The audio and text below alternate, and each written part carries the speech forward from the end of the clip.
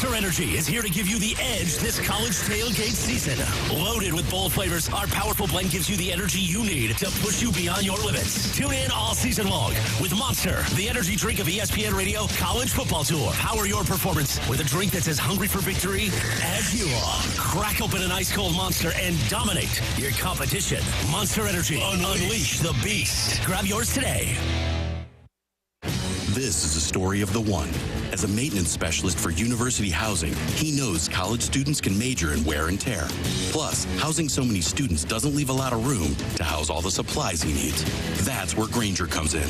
With over 1 million industrial-grade products and fast, dependable delivery, Grainger carries the quality products he needs so he doesn't have to. From a new door hinge to a whole new faucet. Call, click Grainger.com, or just stop by. Grainger, for the ones who get it done.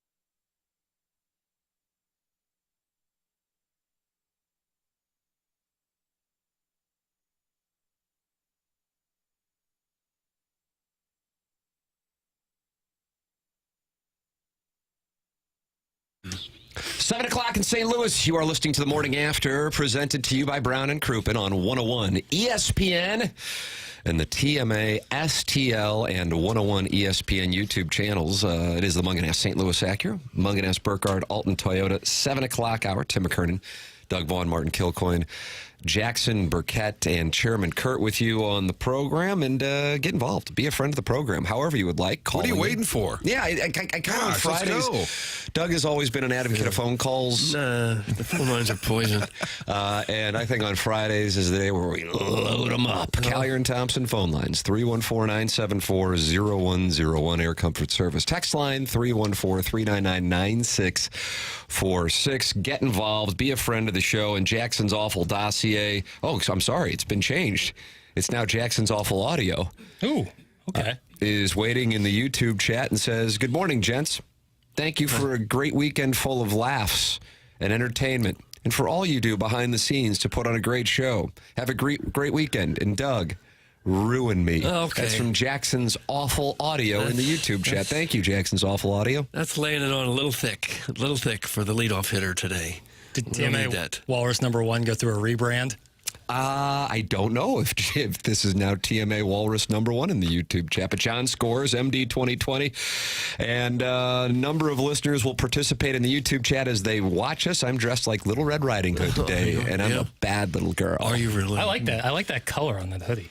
It pops. Doug's Pops on the TV. Doug's grabbing the gong stick. Oh, it's back. Your gong stick's back. Yeah, we got it yesterday. Yeah. We got it. It's like a solar red. Now, this guy is saying ruin me again. Can I ask? You're going to go back to that? Can I ask a naive question? What exactly is involved in someone being ruined? I've been married 13 years. I haven't been doing a lot of ruining. Jackson, I feel like you are our bottle service correspondent. Ruin me. Yeah, what does that mean exactly? Mess up my life. Come in my life and wreck my life, but I'm so passionate about you that I'm okay with it. Really? To wreck your life? That's I what don't think that's what they meant. Well, yeah. just I don't felt they know. wanted to lather you up or something. Oh, I think they're looking to maybe sit funny for a little. Sit funny? I don't know. What in the world? Maybe I've said, Jackson, I can tell you're going to have a big show. maybe I've said too much. You are dressed as if you're out in the woods chopping logs. I like it. Still You deer look season? rugged. Manual labor is my middle name. Okay. Is it still, it's A lot of still- drops out of the gate. It's deer season, isn't it, right now? Oh, yeah. I'm not. You ever not, go- not that much manual labor. There's our meat and potatoes guy, not knowing it's deer season. It is. I did know that. The harvest Why'd was you deny it? low. I saw that. They only killed like 68,000. Right. When said last year they got 90,000 deer in Missouri. And they said one of the reasons the harvest was low is the amount of acorns on the ground. So the deer weren't running all over Yeah, the place. I They heard were that. Yeah. eating the acorns. They weren't on the move, and the nicer weather, they said. I can't believe that. I just learned something on this program. Right, That's right. not really what this show does. No. Could you shoot a deer? I couldn't do it. I could not do it. I've shot guns. I've done some target practice. Shot the sporting clays. Yeah, but that's fun. That's a great question because everybody plays the video games and they're tough.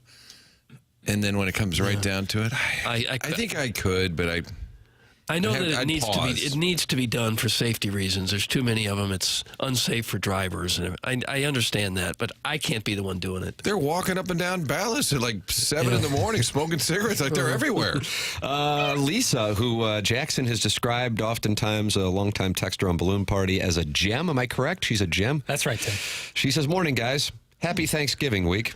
What a complete tool Keith Law is. Marmol, a vote for MLB Manager of the Year, and he says Yachty isn't a Hall of Famer. What an idiot! That's from Lisa, so she got a little worked up with some caps there at the end. Yeah. She's a gem, but then a little worked up about Ali Marmol and Keith Law voting for him third place in the Manager of the Year. Did you see he was on foul territory being asked about his vote? It's Scott Braun and A.J. Przinsky, Cardinal great. And they had Keith Law on the show, and AJ. It'd be fun with audio. Put it next to the Brady Cook Sports Plus interview. We have it. The Forgotten Files. The Forgotten Files. We'll get to the Forgotten Files. But AJ's throwing his co-host Scott Braun under the. He's like, "Hey Keith, he thinks you ought to lose your vote just for giving Marmol." It's pretty funny because then Keith Law defends it, and he said, "You people complaining about a third place vote need to go out and touch some grass." Oh. But does he give an explanation for it? He does. Okay. He believes that Ollie did a good job, and he said it's funny because people in St. Louis think he's terrible. It's all right. It's Keith Law. Do we have this audio, or is this in the Brady Cook Forgotten audio? I'm throwing him an early Wonderful to have curveball. that audio. Doggone it. It is available. Foul territory with AJ Przinsky. You think Keith Law votes like that just to be Smartest talked about? guy in the room, Yeah, smartest just so guy. people do have him on their podcast and their shows and everything. Jordan Walden balloon party is on its way. I mean, if you just go along with the crowd, nobody's going to think you're different. I think he believes it, though. I do think there's a difference. I don't think he's trying to be a troll. He basically said it's between Marmol and Carlos Mendoza. Who cares? He is right. Who cares? It's a third-place vote for a manager of the year. Yeah. It just sort of stood out that he's the only one thinking that way. Nate the Great says that Scott Braun is a delicious little dish. Oh. Sharon Clayton regarding Doug's hunting comments, quote, I couldn't do it. Bless your heart, Doug. That's another reason I'm a fan. Happy Friday. That's Sharon and Clayton. No, thank you, Sharon. I think the show's evolved because now the would you on Friday is would you shoot a deer? That's correct. Yeah. That's how And it's not innuendo. It's not some weird sexual... Yeah. No double entendres. No. It's just a straightforward question. I even have trouble with the mouse trap. If you got a mouse and you have to kill a mouse, I know you have to do it, but it's still, I don't like St. Francis Assisi sitting over here. Yeah, look it. at you. I'm a Assisi. softie. I'm a softie with animals. I just am.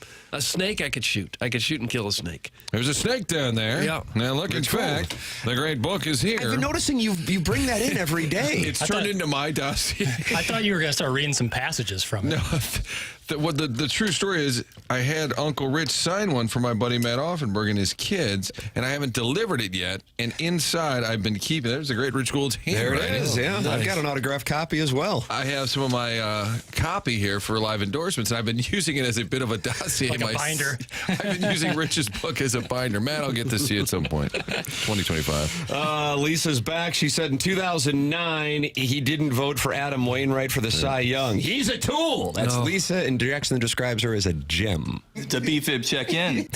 Joe Strauss drop file. Big day for Joe. I'd say more of a contrarian, where he has to go opposite of the mainstream And just to is get that noticed. because he's being the smartest guy in the room? Oh, yeah, probably so. No, I don't discount that he's probably annoying at many levels, but I do think sometimes he really believes it. Like he digs in on the numbers. Boy, the skipper was hopping mad about that Keith Law because when that went down, I called him On which thing? the Cy Young vote because I think 2009. 2009. So that was the year Lincecum won and Wainwright and Carpenter finished second and third. But I think Law left him off the ballot altogether. That's what Lisa's talking about. Yeah, no, that's what, and LaRusso was really mad about that. I guarantee if you asked him right now, as a guy, still mad. I don't think sports writers should have the votes on things like that. That should go to the players, the managers, the people that really know. But I got to say, sometimes the writers pay more attention than the players and the managers. Even though they're on the field, there's probably a guy in the Cardinals who doesn't know who the manager of the Mets is. Probably so. Probably more than one, yeah. to be honest. But they do face these pitchers. They do know who the best Yes. ones are. You could have maybe a committee of people that are committed to keeping up with the whole game and vote. But sports writers sometimes have, gripes against a certain player who didn't give them an interview that they wanted. I'll never vote for him for anything. Not to say a lot of them do, but it only takes one or two to make a difference in the voting. Well, it's slightly related, but you see Bob Kraft can't get in the Hall of Fame. And all these owners like Jerry Jones get in, and Bob Kraft's teams have been dominant, but I think it goes back to Deflategate. They sued the league, or there was a lot of nastiness between the Patriots and the league. The massage didn't help him much. I don't know if they care about morals at the NFL level. I would agree with Martin's assessment on that. If Jerry anything, Jones, that the might make him moral a pro authority. vote. Yeah, I saw that he was left out, and a gentleman named Bob Hay from the Cleveland Plain Dealer? Cleveland Plain Dealer from 1918 made it through as an owner, not Bob Kraft. Who wants that text name? Bob Hay. Bob Hay. Send in your request. It's available. Bob Hay in the Air Comfort Service text line. On the program today, Joey Vitale, our Blues interview at 8:15, and the Colonel, Gabriel Petey, Armin, Doug, you are heading to Starkville for what you call the biggest game in Missouri football history. I think so, because if they win, they could catapult into the top 4 or 5. Nice. They'd probably be ranked 4th, I'm thinking, with a win over Hale State. If Alabama can move up 3 by beating Mercer, just imagine what a win in Stark Vegas could do for the Fighting Tigers. Game changer. So that is coming up on our dossier. In addition to the Design Air Heating and Cooling email of the day, you can email in to compete against the greats the morning after at InsideSTL.com. The morning after at InsideSTL.com. And you are welcome to participate in the YouTube chat as well, where 6 Paths says, touch grass. Buddy needs to touch a baseball game outside St. Louis. Braves are the only team in Major League Baseball history to make the playoffs with that many key injuries. Brian Snitker could have gotten that vote, bozo. So that's in the YouTube chat right now. Yeah, Not happy with Keith Law there either. It's a strong argument. And he also wants Brian Snitker. And Dave Roberts hardly got any love at all. His team only won the World Series. I know he had the biggest payroll and best players, but he won it. But there's a narrative in baseball, or a belief or knowledge that the front office hands Dave Roberts the lineup every day. And I just wonder if enough writers have heard that. They thought, well, maybe he doesn't deserve the award if they're handing it. He gets a dossier, Doug, every day with the full lineup on it. I think you get something similar with, like, when you look at SEC Coach of the Year, it's rarely the team that's like one loss or no losses. So therefore, it's going to be Clarkley. Yeah, it's like the team that's most improved, the team that no one thought was going to be good, but they were good. They get Coach of the Year. And maybe that's right, but like when you look at Kirby or when Saban was there, like probably the two best coaches in the SEC. Yeah, couldn't Saban have won that award almost every year? Right. It's kind of, it's like a MVP fatigue, like when someone's so dominant in any sport and they keep winning MVP, it's like, all right, let's look at someone else. Nate the Great, who earlier said that Scott Braun is a delicious little dish, said Bob Ramsey was also hopping mad. I was on the 101 street team when they had Keith Law on the fast lane, and Rammer dressed him down so aggressively that Keith Law hung up and called wonderful legislator Chris Gardner to tell him to never call him again. Oh, that's from Nate the Great. Gosh. I'd love to have that audio. Yeah, for real. The street team. Tim, is that how you started? You were on the street? You worked your way up? No, my dad just bought me a station. Okay. Right, it's easier that way. Doug, you don't know anything about Nepotism. Schaefer Door Company because I got him as the sponsor of the 101 ESPN app and the TMA STL app, and that's at Jason Gosrow. They would like to take care of your garage door if you have any problems. If you don't have any problems, never mind. But if you do, and sooner or later you will, the garage door is the largest working part in your home. Sooner or later, something's going to go wrong, as it did with mine. My garage door was about 25 years old, and I thought, oh, no, I'm going to need a whole new door. Nope. Schaefer Door came right out and said, nope, you don't need a whole new garage door. You just need a strut. And they replaced the strut. Now it works perfectly. Very quiet and smooth. That's what they can do for you. They won't try to upsell you something you don't need. That's not how they work. They know that that's not good for business long term. So whatever the problem might be, they are there for you. They service all kinds of garage doors for service and new installs with LiftMaster. LiftMaster garage door openers are strong, quiet, and versatile. It's a business that has many family members working there, and they have for years, are big enough for any type of job, small enough to talk with a person every time you call. Service techs, as I said, are not commission-based, and that's big. And if you run a big business, have warehouses with those big giant doors, yep, Schaefer Door is experienced in those types of jobs as well. Their website is schaeferdoor.com. I'm going to go ahead and spell that. SCHAEFER, one F, and door, you're on your own with that one. schaeferdoor.com, or call or text 636-782-3608. Schaefer Door is a LiftMaster partner. From the 636, the garage door is not the biggest working part in my house, Dougie, and then heart emojis sent to you. Well, what else would it be? Call in, Callier and Thompson phone lines, and you can talk directly to Doug about that 314-974-0101. And all right, give me that hand. There's Stingray, big Mississippi State fan, and you know he is buzzing down in Starkville. Colonel's going to get you ready for it, and most likely we'll just talk about other college games this weekend, including the Hoosiers. Is that spread up to 12.5 now? So I saw it. Woo, cats and dogs started at 9.5. Would that be PD Public if I hopped on the Hoosiers, or do you think is the public on the Hoosiers? I don't know. Do you think that the public's on? Well, we have that information's out there, right? Yeah, but it's early polling here. Doug, what do you think the money is on this game? Well, the public is definitely rooting for the Hoosiers, I would think. Yeah, I agree with that. What do I think the line is? No, the line's 12.5, but who do you think the volume of people, not the money, the number of people, where do you think the people are betting right now? I'll say it's on Ohio State. I would agree with you on that. What do you think, Martin? I think everybody thinks they're going to roll them. Everybody in the country is saying, hey, Indiana, it's a cute little story, but it's over. I wonder if the sharp money is on the Hoosiers getting 12.5. But if that were the case, I don't know if the spread would be moving 30% that direction. Jackson, what information do you have?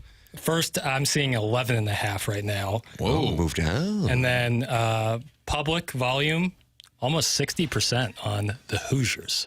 On the Hoosiers? What are the sharps on?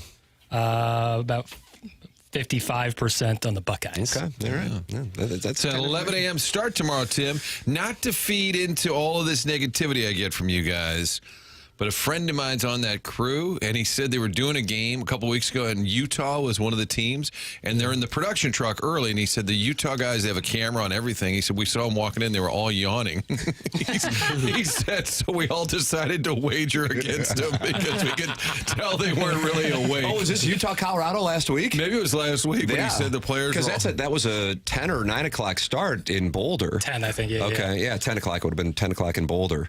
And they had just lost the heartbreaker with the controversial officiating against BYU. They were without their quarterback. I think they're on their third string quarterback. That was in the Joe Strauss category of hashtag free money. All right, last night at Enterprise Center, I wonder if we were a crossbar struck away in overtime away from a significant moment in Blues history. I will give you my theory. Yes.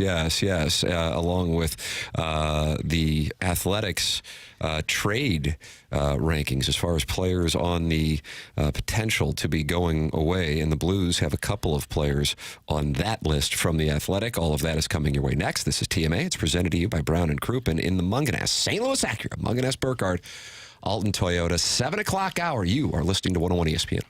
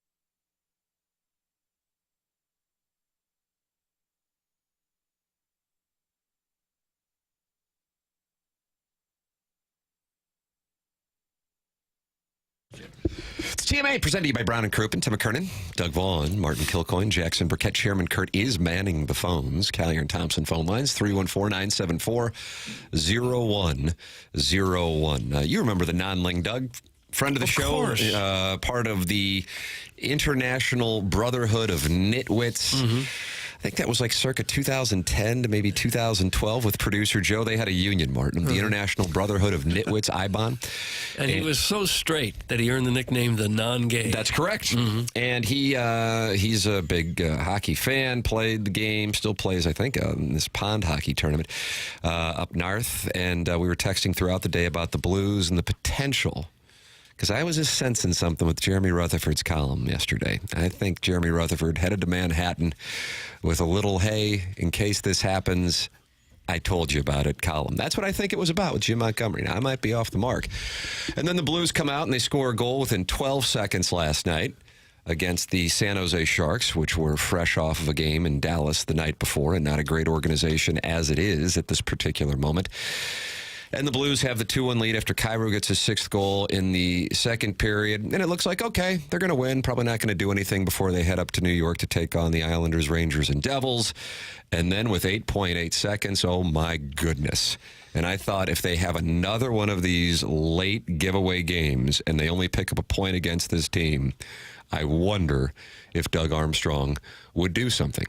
And I think other people are thinking that, and I realize they're not going to do it now that they won in penalties. But When that puck went off the crossbar in overtime, I thought, my goodness, I wonder if that was a sliding doors moment. Martin, do you know what a sliding doors moment is? If it had gone one way, things would have changed dramatically, but it didn't. That's right. But there was a film with the delightful Gwyneth Paltrow, who's going to join us in the 9 o'clock hour. Who is she? That's a surprise. From 1998, titled Sliding Doors. And so Jackson will pose the question, is this a sliding doors moment? With that established, they get the win. Now they head up to New York, and Jordan Binnington ties Mike Liut for the all-time Blues goalie win total. I think it made it more exciting, didn't it, for Benner? Because the way the game ended, he got the final save. It's not the way you want it, Tim, but it was exciting because Binnington makes the final save, and with that tied Mike Liut, his agent. He said after the game that Liut told him, come on, get this done. You're killing the buzz. Because we've been talking about it for a couple of weeks. Had they lost that game, absolutely brutal. Would have been a 5th straight home loss, which is adding to their misery. I still don't think Bannister would have been fired yet. I do think Montgomery, and a lot of times when the narrative grows, it's real. Montgomery, they thought was going to get fired in St. Louis the night they came back and scored 3 goals, beat the Blues a couple of Tuesdays ago. Mm-hmm. Boston people thought Monty's about to get fired. Then they beat the Blues with a nice comeback, and then he gets fired a week later. So it's after losing to the Blues on that Saturday afternoon. Yeah, so it was building. I think Bannister's job is tenuous at this point. I think that's fair. I think the Montgomery thing is appealing. I still think Army's going to hang in there a little longer. And when you say a little longer, if I said he will be the coach for the Winter Classic, would you say yes or no? Yes or no? Will Drew Bannister be the coach? Well, I put the man to the test. Doug, I love putting the man to the test. Well, I know the schedule by heart, so I'm walking through it in my head. Right, of course. Got the Flyers on that Saturday after Thanksgiving, and I know you think that's going to be an important game. I'm going to say yes. I think he will. All right, Doug. I think he would have been in trouble had they lost last night. San Jose might be the worst team in the whole league. And if you lose at home to them when you're already struggling, they had only won 3 of their previous 12 games. And if you lose to the worst team in the league at home, I think that could have been the catalyst to make a move. And it's another third period blown lead. No. So you have that. It also appears he only trusts about 6 guys at the end of game at the moment. Also, I think of note, starting with the fourth line. The fourth line delivers with a goal 12 seconds into the game. But there are a number of little pieces that construct a bigger problem. And I think when it's all said and done, I think Jim Montgomery wants to be here, and I think that might be the thing that for Doug Armstrong, okay, he wants to be here, and he understands this thing probably isn't close to being as competitive as another organization would be where he could go right now. But if he and his wife, who's from St. Louis, and their 4 children want to be here, and we know that we're probably not going to be able to get a better coach in a couple of years when this team actually is in a spot, ideally, to be back in the mix to contend, then it would make sense to make the move now. We just got to give him a runway and understand that this is going to be a process. So that's why my action is on he's going to be the Blues head coach. It's just a matter of when. What about a debut at the Winter Classic? Oh, that would be some good. Wrigley Field. What Blues head coach debuted at a baseball stadium? Oh, will you be suspicious if he is hired in the next day or two as vice president of special projects? It seems like that's becoming an impressive job in St. Louis sports. Like he'd just be lurking there. We lose one more game and this guy's in. Well, because of what Tim's pointed out, I think it's true that he wants to be here, and I think there's mutual interest. If he gets an offer, does he call Doug Armstrong and say, listen, or the agent says, listen, we're thinking about it. They called from so-and-so, and what are you thinking here? Because before he makes the move, we want to give you a little right of first refusal. I mean, when I called you guys and begged to come on the show. Right, I remember that conversation. And then, Tommy's like, who is this Milton guy that keeps calling? And I said, hey, Joy 99 keeps calling. What are you guys going to do? You always use Joy 99 as your stalking horse. Yeah, because I feel like that's one place I will never be offered a job. Why? Just don't think I'm their DNA. Oh, okay. I don't think so. But I mean, I believe in joy. I believe in positivity, of course.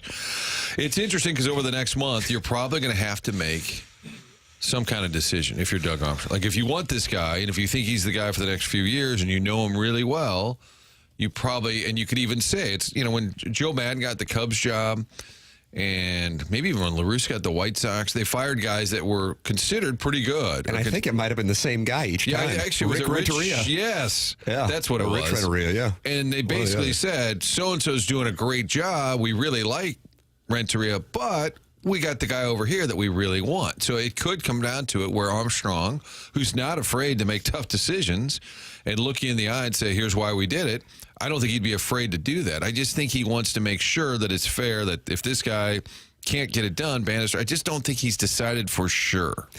I actually think that they have, but I could be off the mark on that. On that one, I have no reason to believe that. But with the Montgomery in the mix last year, I think that's very transparent, considering Bannister did not get the job until the Leafs lost to the Bruins in the first round.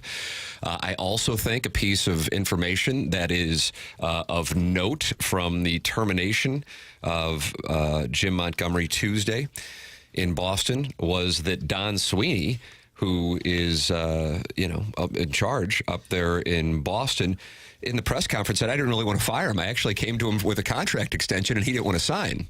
That I think, is an important piece of information. I realize most people in St. Louis. And that's why you fired him? Because no, it wasn't that. But I think if he had signed him to an extension, then the organization's committed to a 2, 3, 4-year deal with him.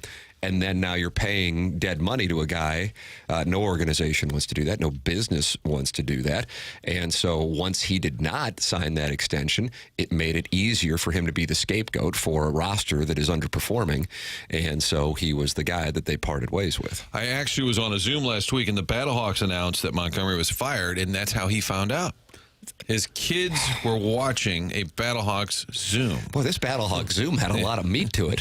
By the way, Anthony Beck did not get back to me yesterday, but then Brian Stoll, the great Stoley, emailed me and said, Coach, what did I tell you guys? I'll get an email from PR saying, Coach said you reached out. He was unable to join us. Tim, you know why? Why? He's traveling. Oh, is he? And that's one of my favorite excuses, traveling. I tried to get the skipper on the radio about a month ago. He said, traveling. And I thought, well, what day? Because I'm open. I got this slot, traveling. What's your favorite excuse to get kids are sick?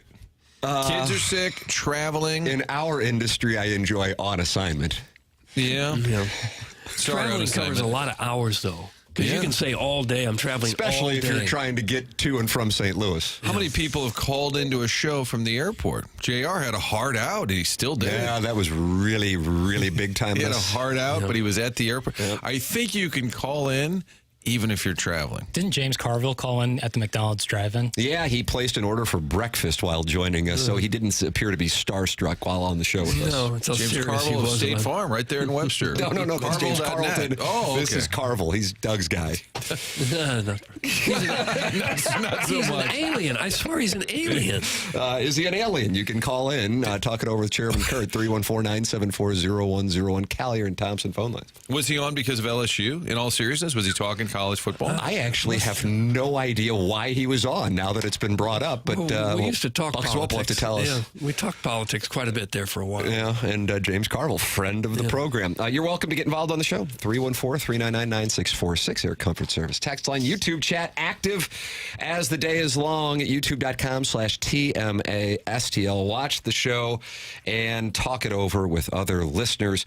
That is how you can participate in the program. Jackson has assembled one hell of a dossier here, so I tip my cap. Thank you. To Jackson on his dossier. Martin, yesterday, he's your guy, and he was kind of going through it yesterday, and you weren't here in the 10 o'clock hour. I know you had that thing on assignment that you had to go to, but your boy was going through it, and I had to try to coach him up. And, hey, it's great that he cares, but he was going through it.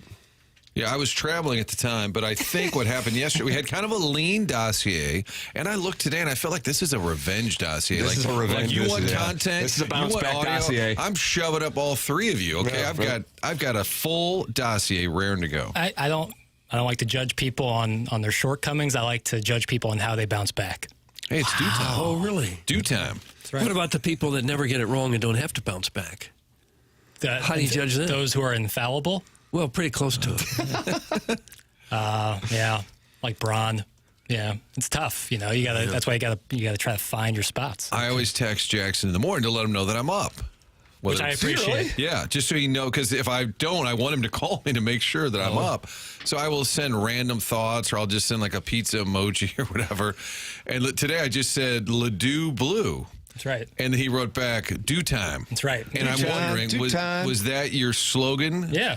What time is it? Due time. And you say that a bunch of What times. time is it? Due time. What time is it? Due time. Just knock it off. And after the third one, you say, baby. Babe. How many hours of sleep are you getting, Martin? D-U-E. L-A-D. D-U-E. Due time. Oh, do. Martin, when you work late and then have to get here early, how many hours of sleep are you getting? I typically sleep from 11:30 to 5:30. And I'm good. That's kind of my. Yeah, that's even not too before bad. this show, I was getting up at about 6. Tim knows. You talked to me, Charlie Marlowe. What was the biggest hindrance to doing the show? Carpool. Yeah. Carpool is a big thing. Yep. Right. You remember the old carpool days? Oh, don't you? Yeah. Getting kids to school. That's, And then getting yelled at by some teacher waving you. You're in the wrong lane. You're going there. Strickland was doing a show with us on the phone. He said, "Hold on, I'm getting yelled at in carpool." It's like, It's a tradition. It's a thing. So, yeah, due time is one of those great slogans. Yeah, Like, it's a good one. it's catchy because every once in a while a company will come out with something. I think it'll be your now. I'm sorry, what? Be your now. I don't care It'll be for like that. a college or a soap. Be your now. Eric in the Central West End, who Jackson acknowledges is attractive, but he is not attracted to. Thank you. Has issued this statement regarding Jackson's high school chant. Wow, so effing lame. Oh, I like it. Gosh. Texting that in is way cooler. Doug, we got a little slap fight going on via the air comfort service. Is it part of the attraction when he pokes you? No, again, not attracted to him, but Okay. physically, tough Okay. to deny. Jackson, you just pointed. What does that mean? Oh, well, I just did a little. was a Oh, rap. you did a little, Artie from Larry Sanders Show rap. I like that. It's kind of a soft rap. Yeah, it was a That's soft what rap. it is, you know. With a conversation with Franco Pena yesterday, which was incredible. What a great surprise guest, Martin. I would So you recommend. had no to our idea, listeners- right? Hell no. No, when you said did Tim, Doug, talk to your former coworker, I thought it was Steve Savard for sure. Julius Hunter? But then when he started talking like that, I'm like, wow, Savard's doing voices. Didn't know that was in his itinerary. But then it was Franco Pena. I'm like, oh, there's no way we're going to be breaking for like 30 minutes. And so the clock in the 10 o'clock hour was anarchy. And I apologize to executive producer Mike Ryder and operations director Tommy Matter. And Tommy's like, hey, I didn't even know about it, so you're ratting yourself out. Oh, no. So I Caesar's going to write about it, I Much think. information. Well, Franco Pena, when I asked him to do the segment, it's hard to explain what I was looking for via text, but you usually try and sell somebody on it won't take much time. So I said, we're thinking, 10 minutes over the phone. So then when he called me to talk about it, he said, you can't get anything done in 10. Well, what kind of guest is good in 10 minutes? You want somebody who can really, I'm like, okay, that's fine. I said I was underselling it by saying 10 minutes. It's the reverse. I learned this. Bill DeWitt Jr., Mr. DeWitt was supposed to be on the radio with me late in the 2023 season, which was not a glorious year. And so he said, how long are we thinking? And I wrote back, I don't know, 20 minutes? And he wrote back, sounds long. And so then I said, oh, crap. So from then on, You're said, always 10 minutes? And you're lying, but you just say, oh, I don't know, 8 or 10 minutes. And you're thinking, I got a 20-minute spot to fill here. Right. So then I wrote him back. I said, well, we could do 10 or 15. And he wrote back, how about 5? Oh. So then I was driving carpool, September 2020. Tim, was it September of 2023? Doug, I think it was September. I'm driving the kids carpool. He calls me, Mr. DeWitt, and he said, yeah, I just thought, there's a lot of negativity that could wait till the end of the year. We don't want to go too in depth, so why don't we just do something couple of minutes? We could talk about the Hall of Fame ceremony. And I said, I don't think we can do that. I just said, I said, why don't we put it on hold? So we put it on hold. So that's when I started lying to the guests. Then it'll be 10 minutes. I always say 10 minutes. 10 minutes is Franco Pena knows the game. Though, He knows. And he went, I think 35 minutes, but it was awesome. I talked to him for 30 minutes yesterday afternoon about the visit. I'd like to have him on regularly. He said he had a great time. He wanted to thank all of you. He said, who's this Jackson? What's his name? Jackson? I said, that's the pretty good. He seems like a sharp young guy. That's so nice. I do really This is your appreciate bounce that. back show, Jackson. Yeah, This I really is your appreciate time. that. This isn't our time. It's due This is time. your time. It's It's due due time. time. Ladies and gentlemen, the program's called The Morning After. It's presented to you by Brown and Crouppen. I also deep tease, so I need to deliver on my teases. Matthew, Olivier, and Doug. And you say he has Sandpiper in his game. Who is that? Reddick Fox. That's right. They are listed as number 12 and number 13 as the most most likely players to be traded per The Athletic at this moment in the NHL season. So they're already shipping players away here for the Blue. Riddick Foxa of the Blues and Saad, excuse me. Keep an eye on that on The Athletic. Rankings list there 2 Blues players, I apologize, on the top 25 players most likely to go. Top of the line, Marcus Pettersson of the Pittsburgh Penguins. All right, it is, let's see, 7:35 in St. Louis. Time check brought to you by Clarkson Jewelers, Tim McKernan, Doug Vaughn, Martin Kilcoyne with you on the program. Chairman Kurt waiting by for your Callier and Thompson phone calls. This is TMA, and it's presented to you by Brown and Crouppen on 101 ESPN.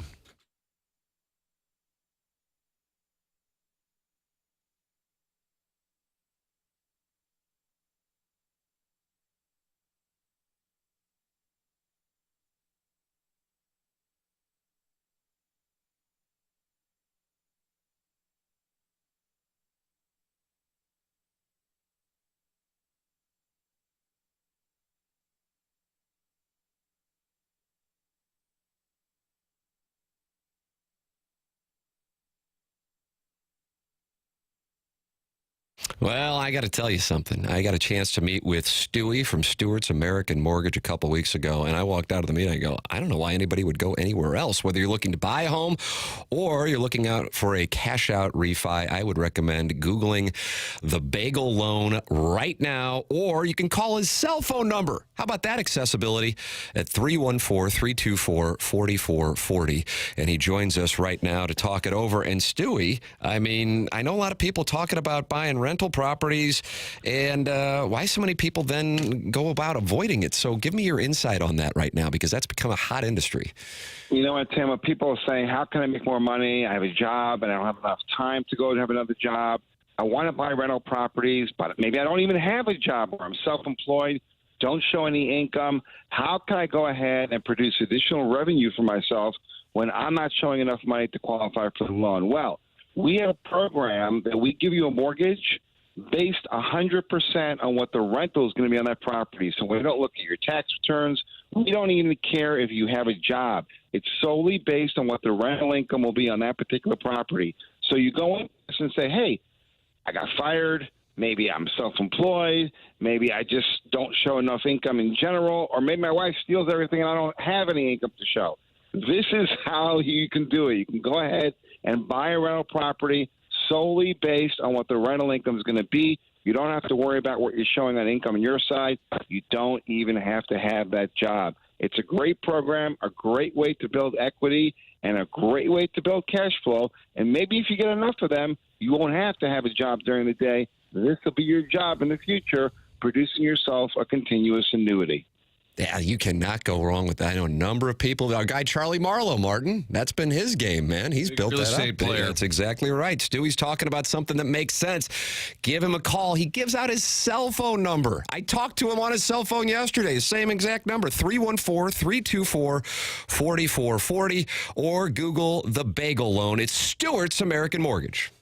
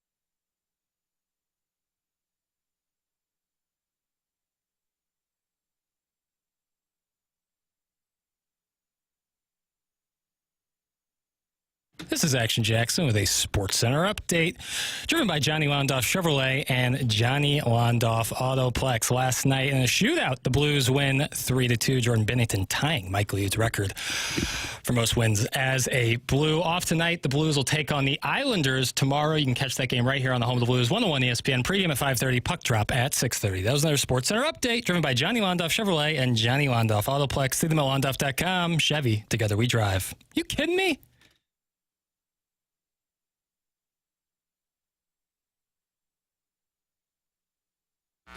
It's the Morning After 101 ESPN. The show's presented to you by Brown and Crouppen, Tim McKernan, Doug Vaughn, Martin Kilcoyne, Jackson Burkett having a huge bounce-back show.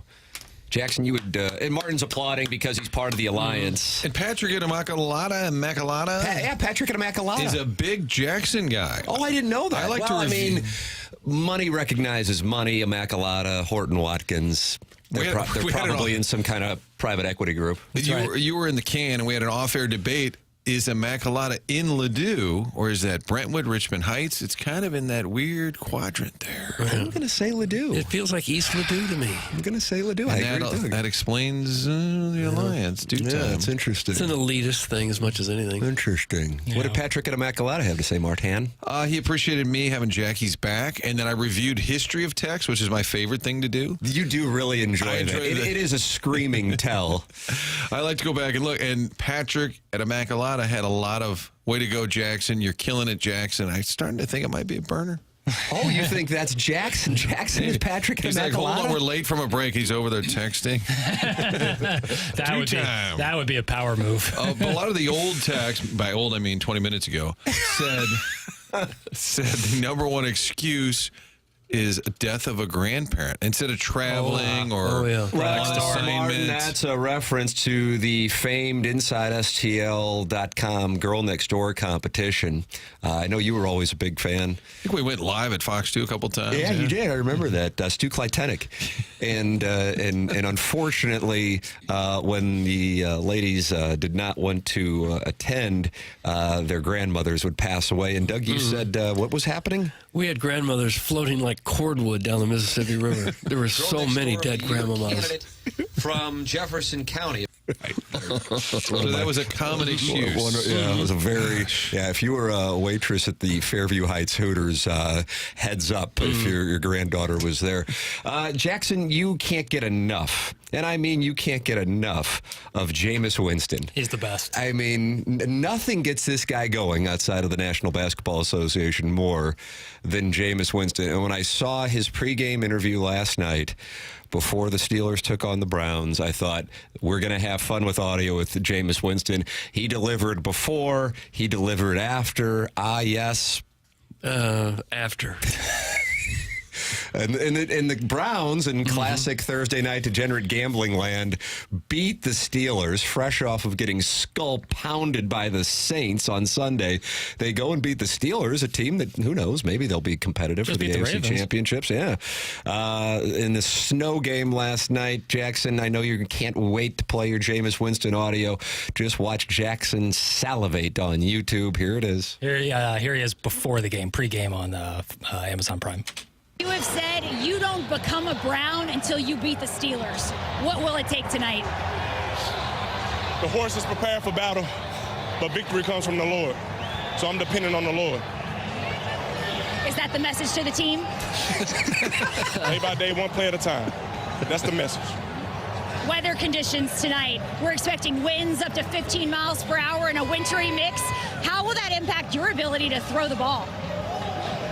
I am so happy and grateful that the Lord has blessed me to play in some snow, to be in true football weather in Cleveland, Ohio at Huntington Bank Field today to give him the glory. It's a beautiful day. Sure feels like you're playing in the AFC North. It is. It's magical. Thank you.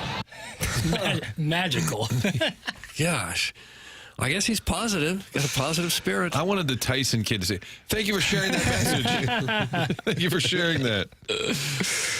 And then the Cleveland Browns, with Nick Chubb, late touchdown, beat the Steelers. I would imagine that if you had the Steelers, that means you lost because there's no way in the world the Browns were giving them points. And I would also think 24-19 probably covered the over. I would have to think there's no way that the over was 44 in a snow game in Cleveland with that offense against the Steelers. There's just no way. So that may have been a brutal beat for those of you falling under the umbrella of a degenerate gambler. And if you are, let's share the umbrella. Chairman McKernan, I feel like you were leaning in with knowledge. Yeah, I think I heard 37.5. Oh, wow. At kickoff? I was You talking about the total at kickoff? Or you talking about total the kickoff. Yeah, total. Which is fascinating because before the Nick Chubb touchdown, you're sitting at 37. That's what I'm saying. Unbelievable how it gives me right there. I start to feel trembles when I hear about that. I know plenty of people in the audience probably experienced that bad beat right there when Nick Chubb went in for the Browns to beat the Steelers. George Thursday night Pickens games. says the Cleveland Browns are not a good team at all. This is the Steelers receiver. He said, What do you guys try to take away from this loss? What's the message, in the locker room? Just keep grinding. Like I said, conditions played a huge part in today's game. I don't really think the Cleveland Browns are a good team at all. I think the conditions kind of saved them today. Oh, thanks for sharing that. I didn't know we had that audio, Jackie. Nice job, buddy. It's a bounce back show. Patrick show. Immaculata loved that sound. Well, the Browns aren't very good. They're 3-8, but you usually don't say that after they just beat you. Well, he was also fighting with the defensive back during the Hail Mary at the end. Right there at the end. Which he's done before when he was at Georgia. I believe it was against Georgia Tech. He threw one of their DBs against the wall at the back of the end zone. Probably not the place to say they're no good when they just beat you. Don't you tip your cap every once in a while? Oh, yeah. I got to tell you, I understand where he's coming from, though. Well, he's probably right, but it sounds like the conditions a that jackass. mitigate a lot of the things. But some of the most famous games in Browns history where they were on the short end of the stick were in brutal conditions. The drive with Elway. That's been part of the Cleveland misery as a Browns fan. But Jameis Winston will lead them to glory. That is Jackson's guy. That was a guy that was kind of a mess when he was at Florida State. And now he's on the straight and narrow. Yeah, off the field, but on the field, he was so good. At he was State. sick. Yeah, he was if Missouri could have stopped that one play that Auburn kept running, it would have been Missouri against Jameis Winston. He was so awesome at the Rose Bowl for the national championship. Oh, yeah. Wasn't great when he came into the league. It was a high touchdown, high interception guy. Now kind of has this great backup role, but is so funny in interviews and off the field. And he takes videos of him and his family, and he's the exact same guy. I really like Jameis Winston. Crab legs. That's all that comes to mind at Florida State. Got jammed, and now kids are making $1 million, but he got jammed up over crab. We're talking about crab legs. That's what got him. Hey, if you are enjoying crab legs, Doug, maybe some of that crab is in your teeth, so you're going to go see Dr. Brandon Pryor. Ah, that's nice. Yeah. Took a second. That was very organic. That's Missouri Journalism School. I liked it. Dr. Brandon Pryor at 100 West Dental, and they have a special for TMA listeners, and that is, if you mention my name, you get $1,000 off an Invisalign package. And with the technology they have at 100 West Dental, if you're on the fence about Invisalign, they have a digital scanner that can show you a simulation of what it'll look like before you even go through with the process. The key thing that Dr. Brandon Pryor and his team at 100 West Dental want you to know is this. Whereas dental is separate from overall health insurance, it causes confusion because people may think that dental health is separate from the rest of medical health, and that's just not the case. Poor dental health can lead to poor medical health. Make sure you get checked out, and you can go to 100westdental.com right now. No phone call needed, and you can check the calendar online for availability and book your appointment right then and there. It's 100 West Dental, a very procedure-specific approach to dentistry on Manchester, in Baldwin, right across from Munganess, St. Louis Acura, Munganess, Burkhardt, Alton Toyota, our 7 o'clock hour sponsor, and 100 West Dental, online at 100westdental.com. The program is The Morning After. It airs on 101 ESPN, and Martin got audio from Anthony Beck replying to A.J. McKernan, eviscerating him as he exited the Battlehawks. We will have that for you on the other side of the break. This is TMA, and it's presented to you by Brown and Crouppen on 101 ESPN and the TMA STL YouTube channel.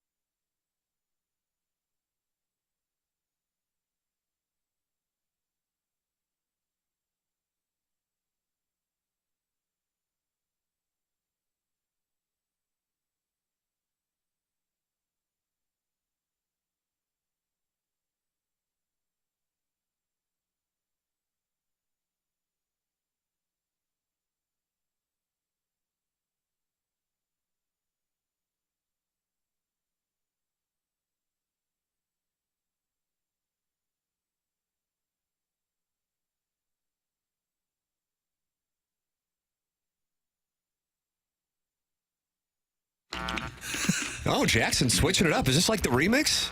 This is the remix. All right, due time. Due time. TMA. 101 ESPN. Tim, what time is it? Due time. Due time. Due time. Doug, what time is it? Kirk time. Oh.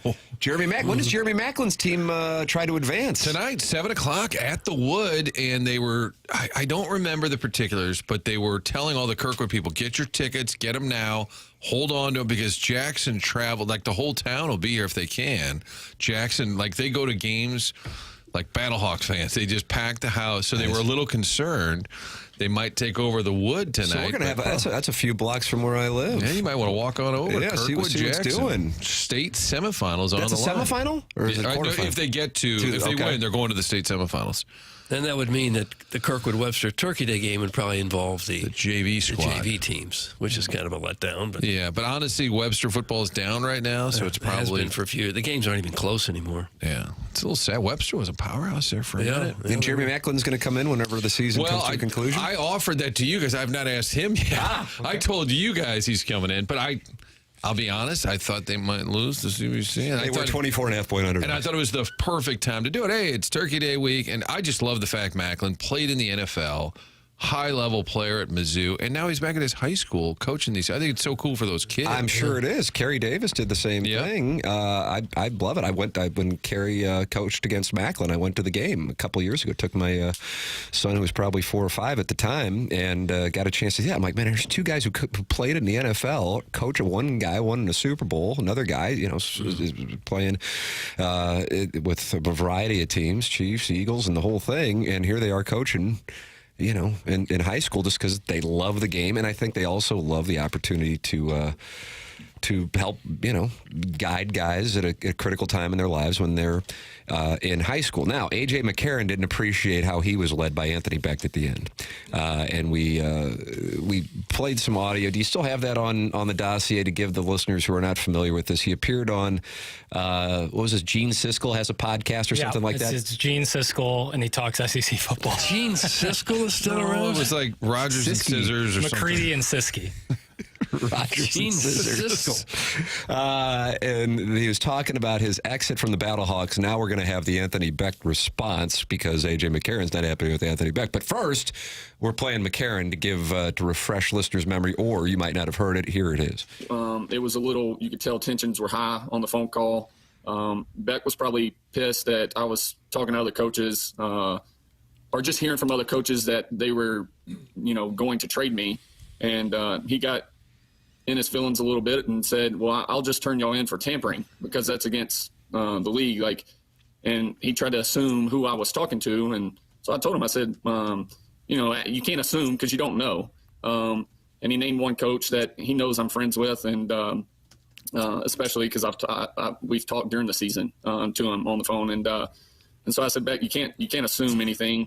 But I said, listen, we have a friendship, a relationship, and they wanted to let me know. I appreciate that. But so it just kind of went from there to, with the tampering deal kind of pissed me off a little bit. And then it cooled down and he said, hey, well, I want to send you out the right way. I want to, we're going to make a post eventually. It'll be some time and we'll get back in touch with you so we can allow you to, make a post with us and put it out there and show your appreciation for the city and all that. So that's what the plan was, per A.J. McKernan. And then, as he would go on to say later in the Gene Siskel podcast, that he found out from his son, who saw the post on Instagram from the Battlehawks, and he was pissed and went on to say he wants to go to another team that plays the Battlehawks twice a year so he can essentially shove it right up their backsides. Oh. Now, Martin, that led to you reaching out, texting Anthony Becht, the Battlehawks head coach, to try to come on the program, and you can take it from here, fine, sir. Brian Stoll, PR man for the Battlehawks, said, hey, coach said you had reached out. However, he's traveling. But he did address it in New York the other day. So he sent us the audio link of Coach Becht on a show at the ESPN affiliate, because I actually listened, and the return is our voice guy. Oh, wow. So it's part of the family, and this is Coach Becht. Dan Grasser's show. Well, listen, and I said this in my quote through our social team with our Battlehawks social media, and I said it to him, and I said it to the media in our press conference that, listen, I'm incredibly thankful for AJ, coming and playing for us 2 years ago. I recruited him, I sold him a vision, and I believed in that, he could be a guy that could help us and give him a platform. He's a guy that didn't play a lot of games in the NFL. He was, kind of getting banged up, injured, and, the guy's been a warrior and a winner his entire college career. And I just felt like, man, he would fit, for me and our team as a first-year head coach, a guy that could come in and really, given the platform and the opportunity, if he went out and did his thing, he could take advantage of it. And he did. And, I didn't know if I'd get him back for another year. The plan was 1 year, and then we'll see what happens. And then, then he reached the NFL again. He became ultimately a backup for the Bengals when Joe Burrow got hurt. His kids got to see him play in our league and that league. So, man, just, honestly, what a great situation for him. And, listen, there's no easy way to do these things. I mean, this just wasn't, like I said before, a performance-based decision. This is a league of opportunity. We gave AJ an opportunity. He took advantage of it.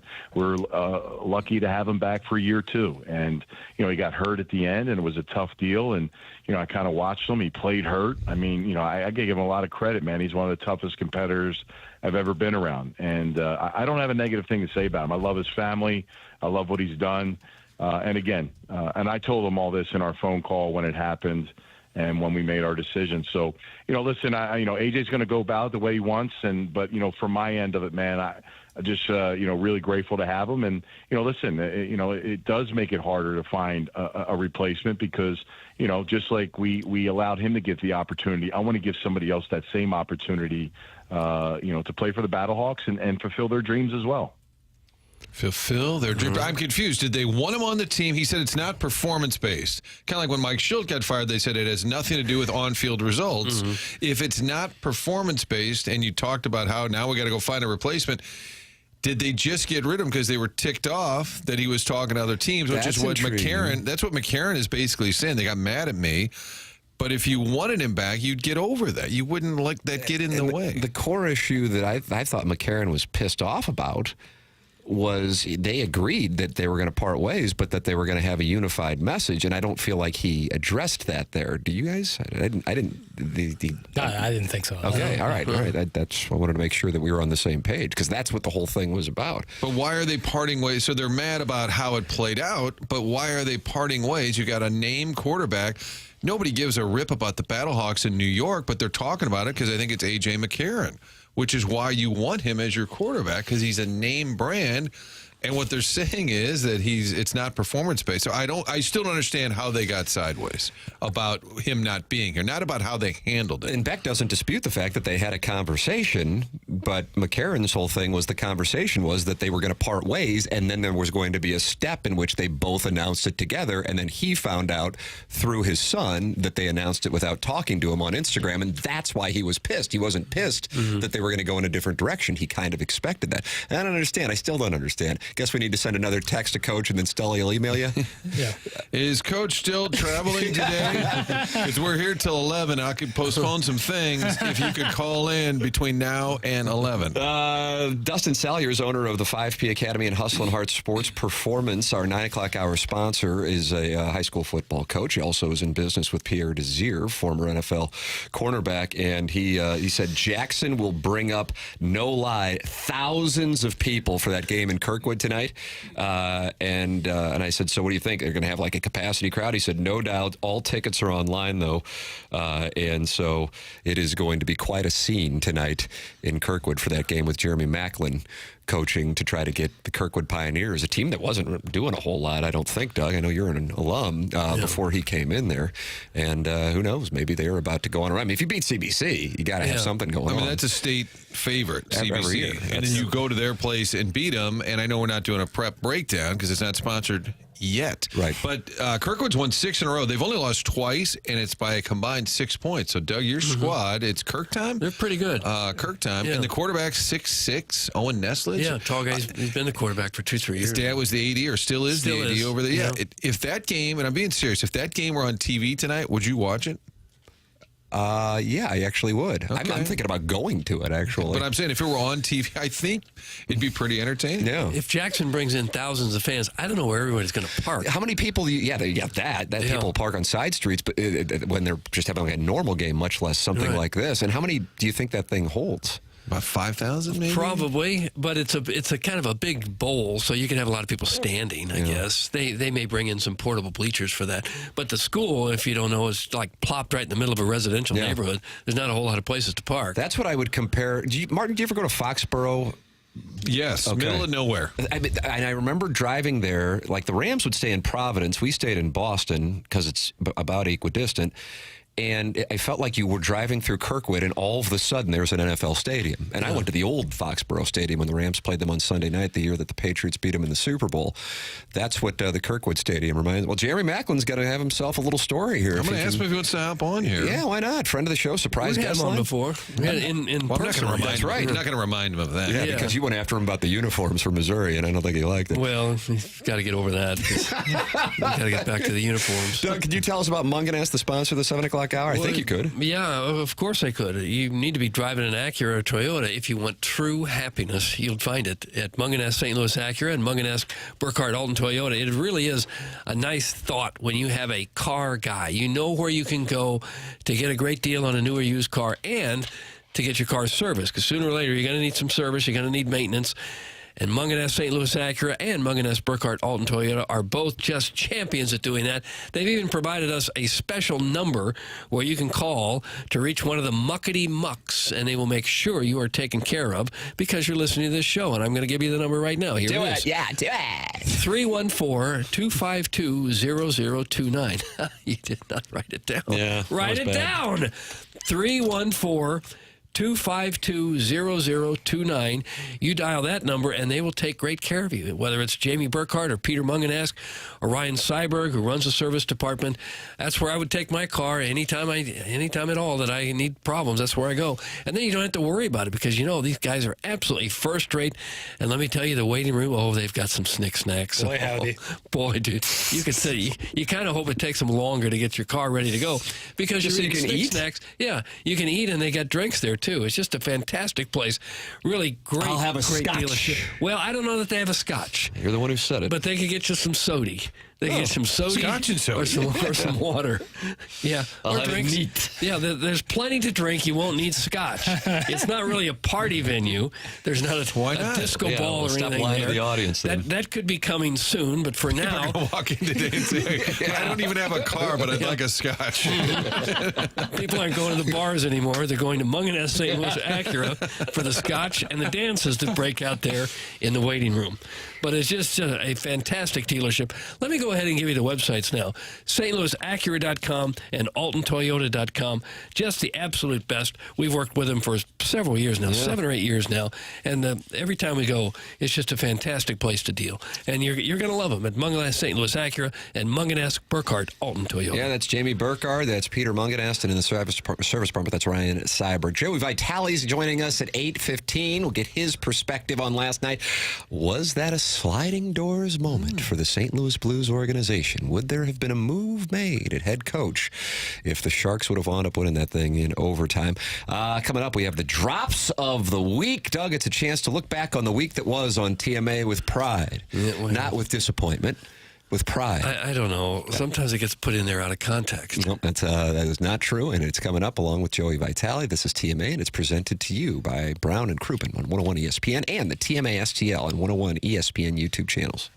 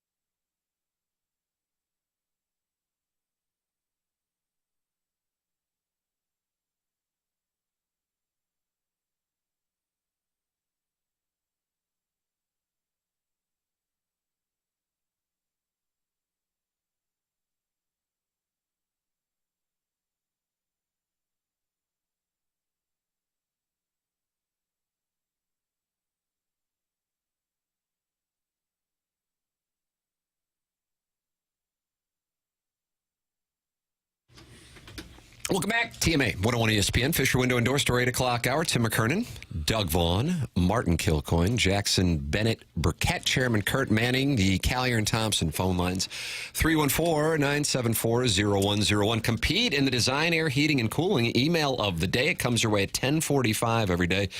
And we only have 4 more emails of the day brought to you by Seth Goldcamp and Design, Air, Heating, and Cooling for the month of November, because we have today's program and then 3 shows next week, and 101 ESPN is off for Thanksgiving and the day after Thanksgiving.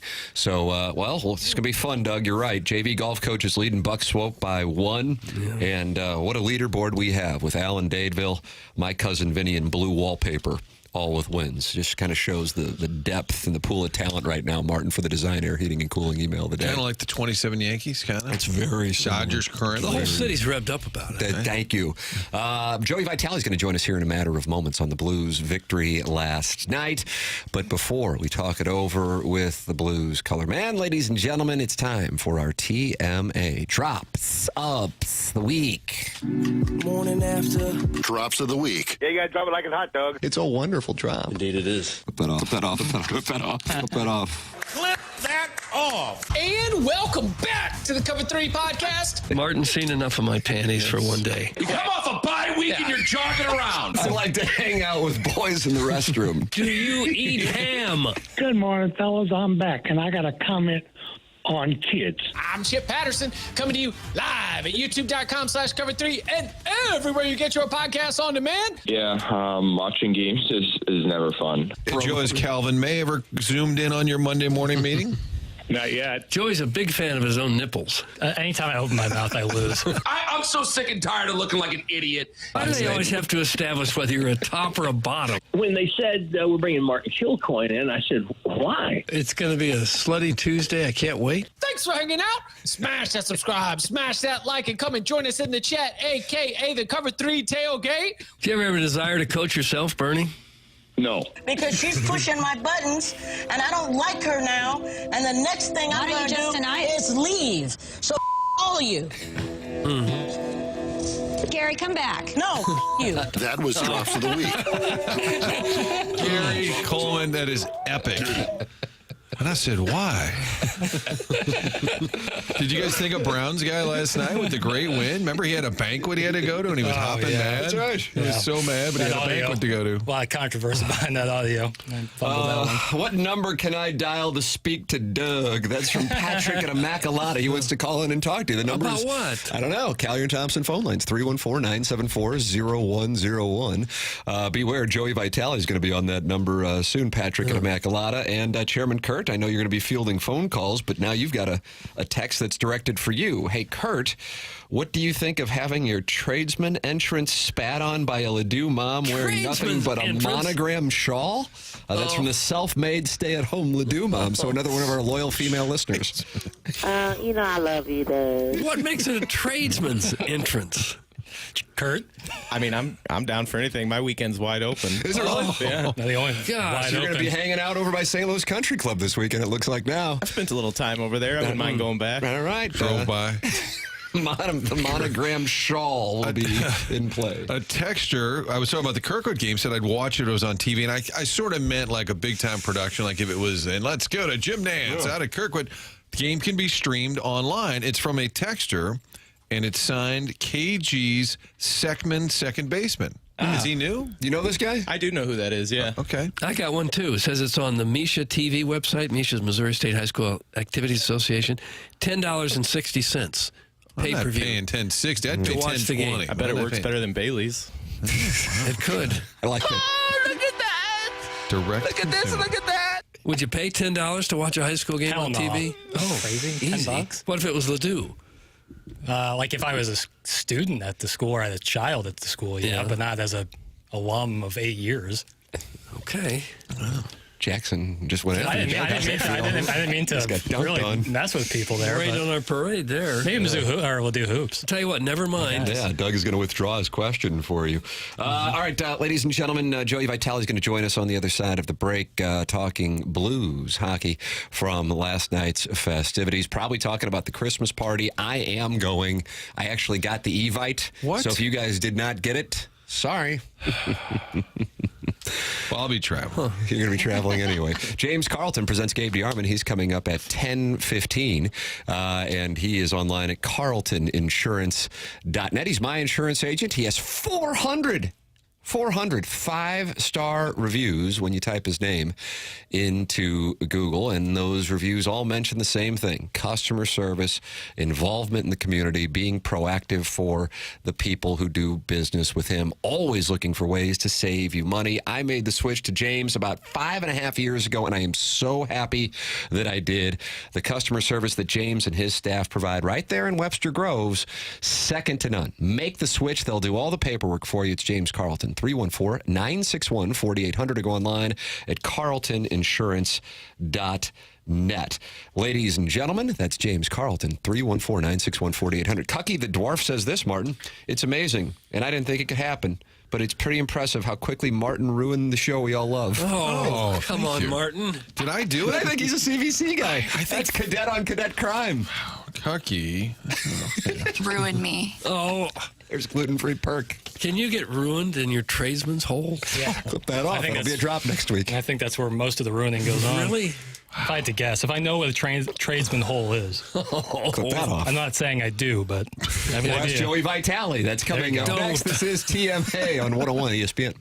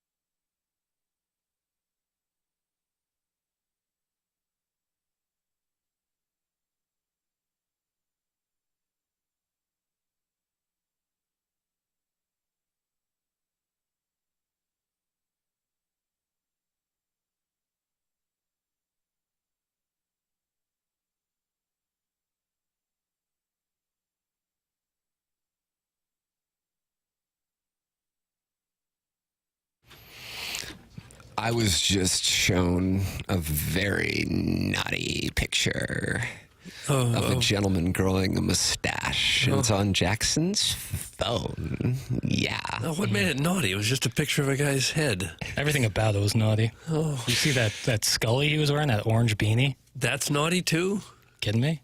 Ladies and gentlemen, that naughty boy is on the Callier and Thompson phone lines, and his name's Joey Vitale. Morning, naughty boy. What's up, boys? What's going on? Jackson's got a selfie of you on his phone, and he's showing it around the studio, and I want to know how that came to pass, that you're sending pictures of selfies to Jackson's phone this morning. I lost a bet with my son. I don't want to get into it, but every now and then we'll gamble. I gamble with my son. He's 11. I'm getting him into the gambling world. Browns under.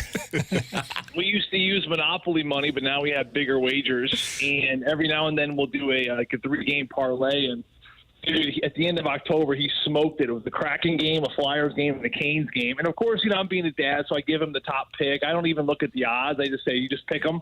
And he took some pretty steep odds on his victories, and he had the clean sweep. And the wager was a mustache for me or a month of loading the dishwasher for him. So I took it like a man. I took it on a chin. I have not made love to my wife in the last 3.5 weeks, which is fine. It's part of the sacrifice. It's part of the sacrifice we as men do when we grow a mustache.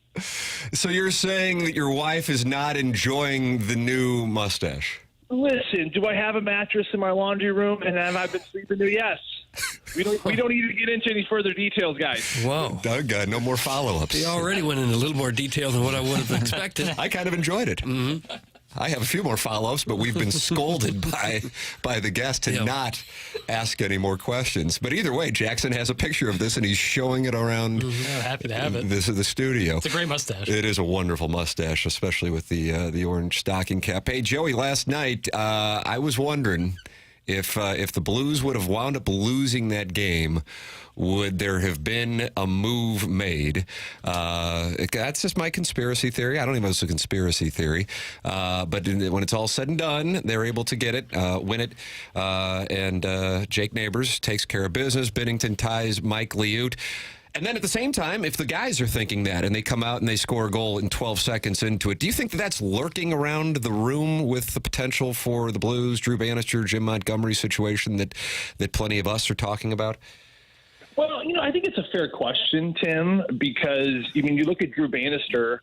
Let's look at the carousel for the coaches in the National Hockey League right now, where, Drew Bannister hasn't even been here a full season, and he's already he ranks number 21 as far as the longest tenure of any coach in the National Hockey League. So right there's 11 teams that have a fresher coach for their team, and with Bannister only being here less than a year, it goes to show you how much turnover there is. So it's a fair question. My answer is that there is absolutely no cause for this. There is no reason to think that Drew Bannister is on the chopping block for a few reasons. The number one reason is that I think that this team is showing really good spurts. Look at these games they're losing. They have lost. They're tight. They're at the final minutes of the game. Maybe it's an overtime, perhaps a shootout. That is a good sign. You look at the Boston Bruins under Jim Montgomery. They were getting blown out by Columbus. Even the games where the Blues played them, the game in Boston, the Bruins didn't have a sniff. And that's a good hockey team with some, maybe even potential future Hall of Famers at one point one day with, Brad Marchand and David Pastrnak, Charlie McAvoy, of course, Swayman, their goaltender, one of the best in the league. So that's a good team that are simply underperforming. The Blues aren't underperforming in my mind. Yeah, there's a couple clunkers here and there, but I think that their games have been tight. They're a young group. They're still learning. I think Drew Bannister has still got a great pulse for this room. And compare that to Jim Montgomery, where I think he just lost that room. But the biggest reason why I still believe that there is no conspiracy, and I don't think that Drew Bannister's job is in jeopardy at all, is simply because of the injuries. It is what it is. They've been down without their top centerman for a large chunk of the season. They've certainly been down without Broberg, who is maybe arguably your best defenseman next to Colton Parayko. He is still out. The good news for him, I saw him at the rink yesterday. He's off his crutches. He's up. He's moving around. He's starting to skate a little bit, so you're going to get some relief there. With all that being said, all the injuries, Nick Leddy, Torrey Krug, my goodness, this team should be underperforming, in my mind, way more than they are right now. They are still floating around 500. So they're going to be looking to make another push. But no, I think Drew's got a great pulse for this team, and I think that he's motivating these guys, and they're playing the right way right now. So, no, I disagree with you a little bit there. I think that last night's game, win, lose, draw, whatever, I don't think that Drew's job's in jeopardy at all. What should happen on that late goal? Wenberg seemingly standing there all alone. Are they backing in to kind of protect Binnington in the net, or shouldn't there be a guy out on him? I didn't play with Sid Crosby, but I'm thinking they should put a body on that guy. Yeah, we actually call him Sid the Kid, Martin. Okay, thank you. It's not a big deal. Let's just clean that up for next week. Did he kind of encroach and get to the middle of the ice a little bit too free? Yes. There's no question about it. I've been in that position. I think it was Ryan Suter who was on that defensive slot with Colton Parayko, the forwards as well. Guys, your job on a 6-on-5 when you are protecting the lead is to protect the middle of the ice. If they want to hang out on the outside, on the boards, on the half wall, the blue line, so be it. You want 5 bodies. You want 5 bodies in the middle, right? You want that 4 on a die type, or 5 on a die type of look. Now, as the game's going, I think that you started to kind of press a little bit, and you started to feel the angst and the stress. Thomas had an opportunity to seal it. That puck just spun off his stick for an empty netter. Buchnevich missed, by about a foot. Ryan Suter, moments before that, coming out of his own zone, he goes to make a pass that could end up leading to an empty net goal. So 3 opportunities, and he gets stripped from behind. So with all those things that are happening, you're like, oh boy, this is another moment where it's going to come back and haunt you. And as it's 10 seconds, 9 seconds, 8, the players know the clock, right? And you start getting tighter and tighter and tighter because what's going to happen? The puck at some point has to get to the net, so you want bodies there to pick up sticks. So that's where, to me, the shrink came from. It's instinctual. Yes, you like to see, Suter maybe be a little bit more aggressive. I think it was maybe Braden Chen there as well. You like to see those guys jump out and get a little bit more aggressive on it. But at the same time, you are protecting the middle. And listen, it was a heck of a shot, too, by Wenberg. And I know both sides were a little bit exhausted, and you start losing oxygen to your brain, and all of a sudden you start kind of making decisions you not normally do. But again, good news is they stuck with it. I love the way they responded in overtime, and then of course getting it done in a shootout last night. Those were 2 big points before they head on the road here for the next 7 of 8. You say you lose oxygen in your brain. How long a shift can a guy skate real hard before he's just completely gassed?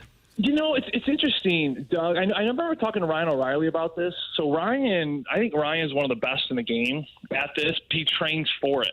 When he's training in the summer, he's training in practice. When he's, he actually pushes himself to the point of his, the beats per minute around that 140, 150.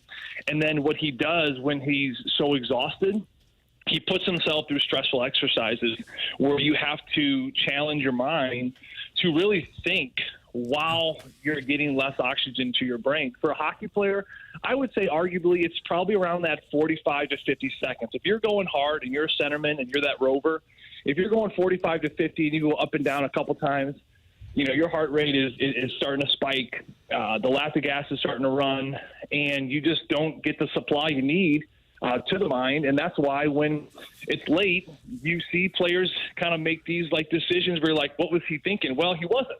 He can't, because of course there's not as much oxygen going to the brain where you can't feed the decision-making part of your brain. But again, I think that Ryan O'Reilly is one of the best. He can go probably a minute, a little over. I've seen him where he makes these shifts and he plays, and all of a sudden you think that he's down and out, and all of a sudden he'll just do something. You're like, wow. But I had the luxury of watching him train and practice every single day and seeing what this kid went through. It's muscle memory like anything else, and I think that certainly these athletes are starting to trend in that direction as far as training their minds that way. Shen had like a 2-minute and 22, 2-minute 23-second shift. Not recommended, maybe? In overtime last night. Whew, cats and dogs.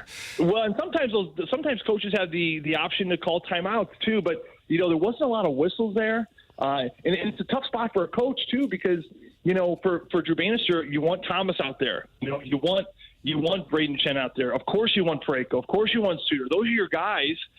It's also a fine line, right? I mean, if they've been out there a while and they're not getting a lot of whistles, then you got to go with someone else. And then the decision is, why did you put out that guy in that situation? Well, it's kind of the risk reward of you got to figure out how tired they are. And again, there's no easy decision when you're a coach in the National Hockey League. But I think both groups were probably a little bit exhausted, and it maybe was a little uncharacteristic of them. But I think they did what they could with the moment they had. But at the end of the day, like I said, it was a heck of a response and a team that is willing to stick with it, because it could have gone really bad again. But a good response by getting the 2 points in the shootout there. I don't want to call attention to it, but I will. I did receive the invite for the Joey Vitale Christmas party. Oh, you did? Yeah, and I don't know if Martin or Jackson or Doug or Chairman. No, I'm traveling that day. Check my spam. Jackie, did you get that reindeer outfit purchased? I have it on. It's on back order right now. I guess a lot of people. So I might have. You said you were going to be a slutty reindeer? Well, I was going to be slutty vixen, but that's taken. So I think I'm going to have to change to Prancer. Yes, you're an alternate for this party at this point. Can you get a reindeer costume with a willing tradesman's hole? Yeah. It's a 90-day return policy though, so I'm going to have to keep it somewhat clean. Okay. No, I was going to dress as Joey's laundry mattress, but I don't know that I need it anymore. I guess I have nowhere to be and nowhere to go. Yeah. Sounds like a great get together, Doug. What are you doing on that? Traveling, I guess. Okay. I may party at Munganesc, Get scotch. That's the place to be. Yeah, I don't want to be invited to your party. You know what? I decide I don't want to go because I don't need to go, and your feelings have been hurt. No, it's fine. I'm over it. I don't care, and I talked to Beck about it. We're fine. I told you we needed an old gray Santa. I was waiting for you to confirm. Ageism. And the good news too, Martin, too, if Santa gets too banged up that night, I have a mattress in my laundry room. You can just get some shut eye here. See, there you go. Too banged up. But you're sleeping in there. Did he just invite me to sleep in his bed with him? Tim, is that what you're doing? I'm not going to judge. I don't cake shame. And if that's what you guys are into, I fully support it. Joey, always enjoy the conversation. Thank you so much, kind sir. It's the highlight of my week, boys. You guys have a heck of a weekend. There it is. Well, you we'll too, try. Joey. Thanks, there he is. Joey. That's Joey Vitale with us here on TMA, joining us on the Callier and Thompson phone lines. Doug, you have something you want to tell us right now, don't you? About Design Air? Yeah, I think that's what it is. That's Seth Goldcamp. Yeah. Man, if you're worried about these cold temperatures that are coming and will your furnace hold up to it, well, you ought to give Design Air a little jingle, call them, and see if they can come out and get you taken care of. Because they do that. They got very speedy service because they know that when your furnace goes down, you need help and you need it right now. Well, that's where Seth Goldcamp and his crew come in. This is a fourth-generation St. Louis business. Been around since 1904 and been around the sponsorship here on this show for a long time, too. They're the longest-running TMA supporter and advertiser on the show. They are known for their honesty and going above and beyond, and I can tell you firsthand, that's how they've done when they've been out to my house. They also put on those little booties that I like. You know, the workmen come in off the truck, and they put on booties as they walk through your house. I like it. It's the little things sometimes that mean a lot. They'll never upsell you. They'll always give you exactly what you need, nothing more. That's how they train their employees, and they take that reputation very, very seriously. Their website, easy to navigate with convenience of online scheduling now. For all your heating and cooling needs, choose Design Air Heating and Cooling. Find them online at designair.net. That air has an E on the end of it. Designair.net.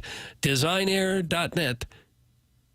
Our longest running sponsor. Yeah, they are. Seth Goldcamp, sponsor of the email today. Send yours in the morning after at InsideSTL.com. Jackson has he has Who's Grifting and then also When Takes Go Sideways. Yeah. I don't know if this would fall into the When Takes Go Sideways because I think that there's merit to the take. In a vacuum, yes, but given the context and the timing, it's tough. The audience, and maybe even Doug and Martin themselves, don't know what we're talking about. Are we getting better at teasing? I don't know.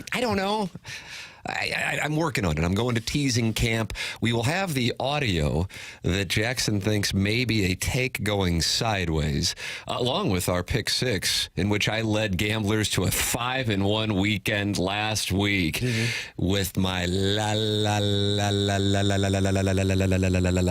play. Is there a love play this weekend? It's all coming your way here on the Fisher Window and Door Store 8 o'clock hour. This is TMA on 101 ESPN, presented to you by Brown and Crouppen.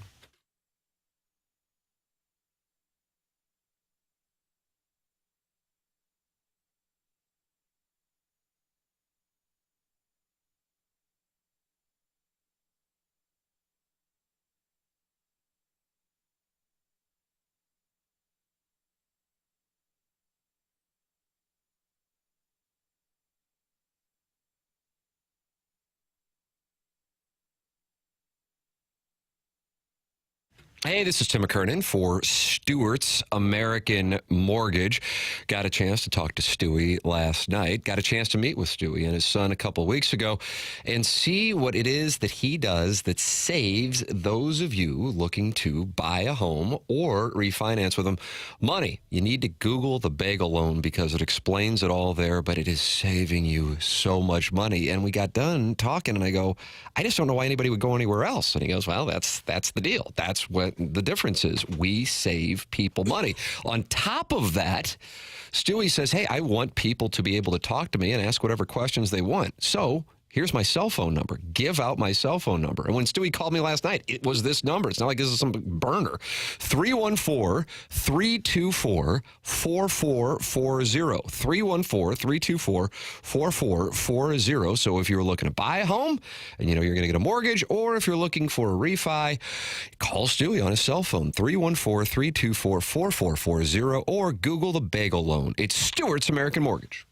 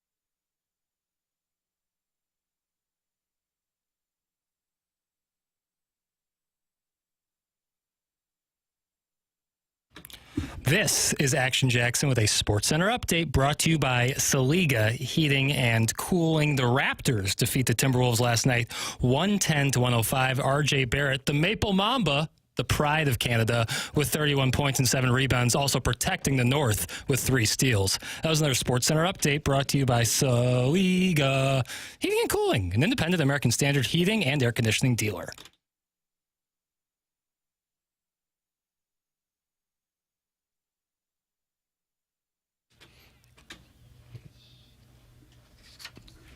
You got the power.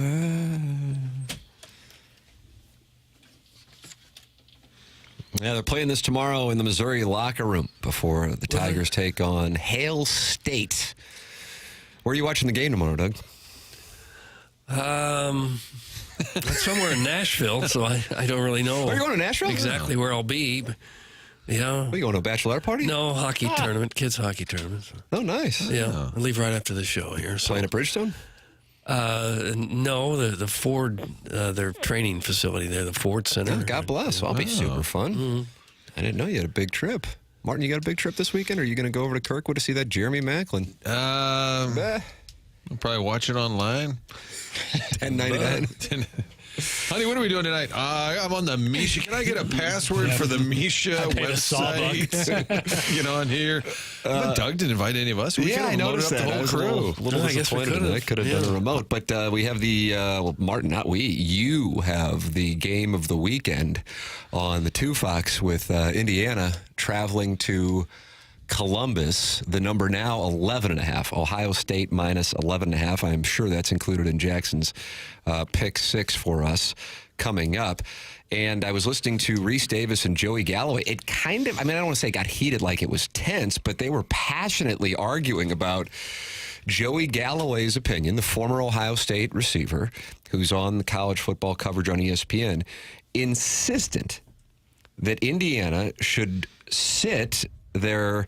He's not up there with Travis Hunter or Genty at Boise State, but he is in the mix for the Heisman Trophy as far as like a guy who could get an invite. His name's Curtis Rourke. He's the Indiana quarterback, and he says they should sit him because they have nothing to gain because they're currently given 96% to make it to the college football playoff, and the only thing that could blow them up is if Rourke got hurt, like what happened last year with Jordan Travis at Florida State, and then it would be used as an excuse to keep Indiana out. Here is Reese Davis from the ESPN College Game Day podcast with Joey Galloway. And Doug, this is what Jackson calls a take going sideways. Okay, I'd love to hear it. Hit the lever, please, Pale. Because what you said is that if you were Indiana and the playoff predictor says that you have a 96% chance of making the playoff, even if you lose to Ohio State, and the one thing you couldn't have happen would be to lose your quarterback, that you would sit Curtis Rourke for Ohio State. And I can't wrap my head around this. That's not really, why would you say that that's something Indiana should do? After watching what happened to Florida State last year with Jordan Travis, a team that was absolutely about to be in the playoff, their quarterback gets hurt, and now they're out of the playoff. So when I look at this now, I'm being 100% serious. If I'm Indiana, I am considering not playing Curtis Rourke. If I'm Indiana, let me ask you, if you're Indiana, which one is more important to you? Beating Ohio State or going to the playoff? If you could pick one, if you had to prioritize one over the other, which one would you say is a higher priority? Beating Ohio State. Then you got to play Rourke. And because you go to the playoff if you do that. I understand what you're saying, that if you were in an either-or situation, that you're choosing it. But here's why I say it, Joey, and here's why I respect your right to say this, and I understand where you're coming from. But a couple of things. Indiana is in a position right now to win the Big Ten. And if you put your quarterback on the shelf, then you are saying, we don't really belong. We're trying to sneak in the back door. I think you play to win championships, and you do what you can. The one thing I completely agreed with McElroy, too. If you were to do something like this, it's a culture killer. Everything that Cignetti has built has been about production over potential. You start doing things like sitting your quarterback for the biggest game Indiana's played maybe ever, certainly in our lifetime. Is that the end of it? Is that what you cut at the end of it? That's my bad. My bad. Oh, I want more. We're not perfect. He wasn't even done with his sentence yet, was he? You're barking at the wrong dog, Doug. I got to tell you, I knew what was going on there. I knew Chairman Kurt cut that, and I got to tell you, right there was a moment because Jackson took the fall for Chairman Kurt. Jackson's got to wear a C on his sweater, Martin. You got the right guy in your alliance. At the end of the day, the audio... the buck stops here, and by here I mean right here in this spot. Truman. So Chairman cuts, it doesn't matter. I got to listen to it. I got to make sure it's good. And if there's an inconsistency in the editing, that's on me. Wow. All right. Well, this is Ryan O'Reilly over here. I thought this got he played for the Blues, by the way. That's right, orange hair. What's that? I thought it got contentious between the two of them. That they really. When did the take go sideways? Did he? I was waiting for somebody to back off their take. I think the original take is sideways. It's well, stupid. There's that, and then it got as it went on. I walked in here today, and I said, "Hey, has anybody listened to it?" Chairman Kurt has, but Jackson asked for the time code for it. I said, "I don't know." I mean, it goes on throughout. As the podcast continues, it does get a little more heated, for the record. Either way. It comes down to this. Do you think his perspective is reasonable? Do you think his perspective is asinine? Galloway? I think it's asinine. You got the biggest game maybe in the history of Indiana football, and you're going to tell your fans, you're going to tell your team, oh, we'll take this guy out. We're not going to play. You just don't do that. You don't go into the biggest. You play to win. Coaches, players, they think that way. I understand logically he might be correct, but there's 0% chance anybody involved with sports would ever do that. Now, I was thinking the same thing, and as I continued to listen, later on in the podcast, as Galloway and Davis are getting a little heated, and I think Davis views things more through the traditional lens of college football, which I would imagine most of the people listening to this probably do as well.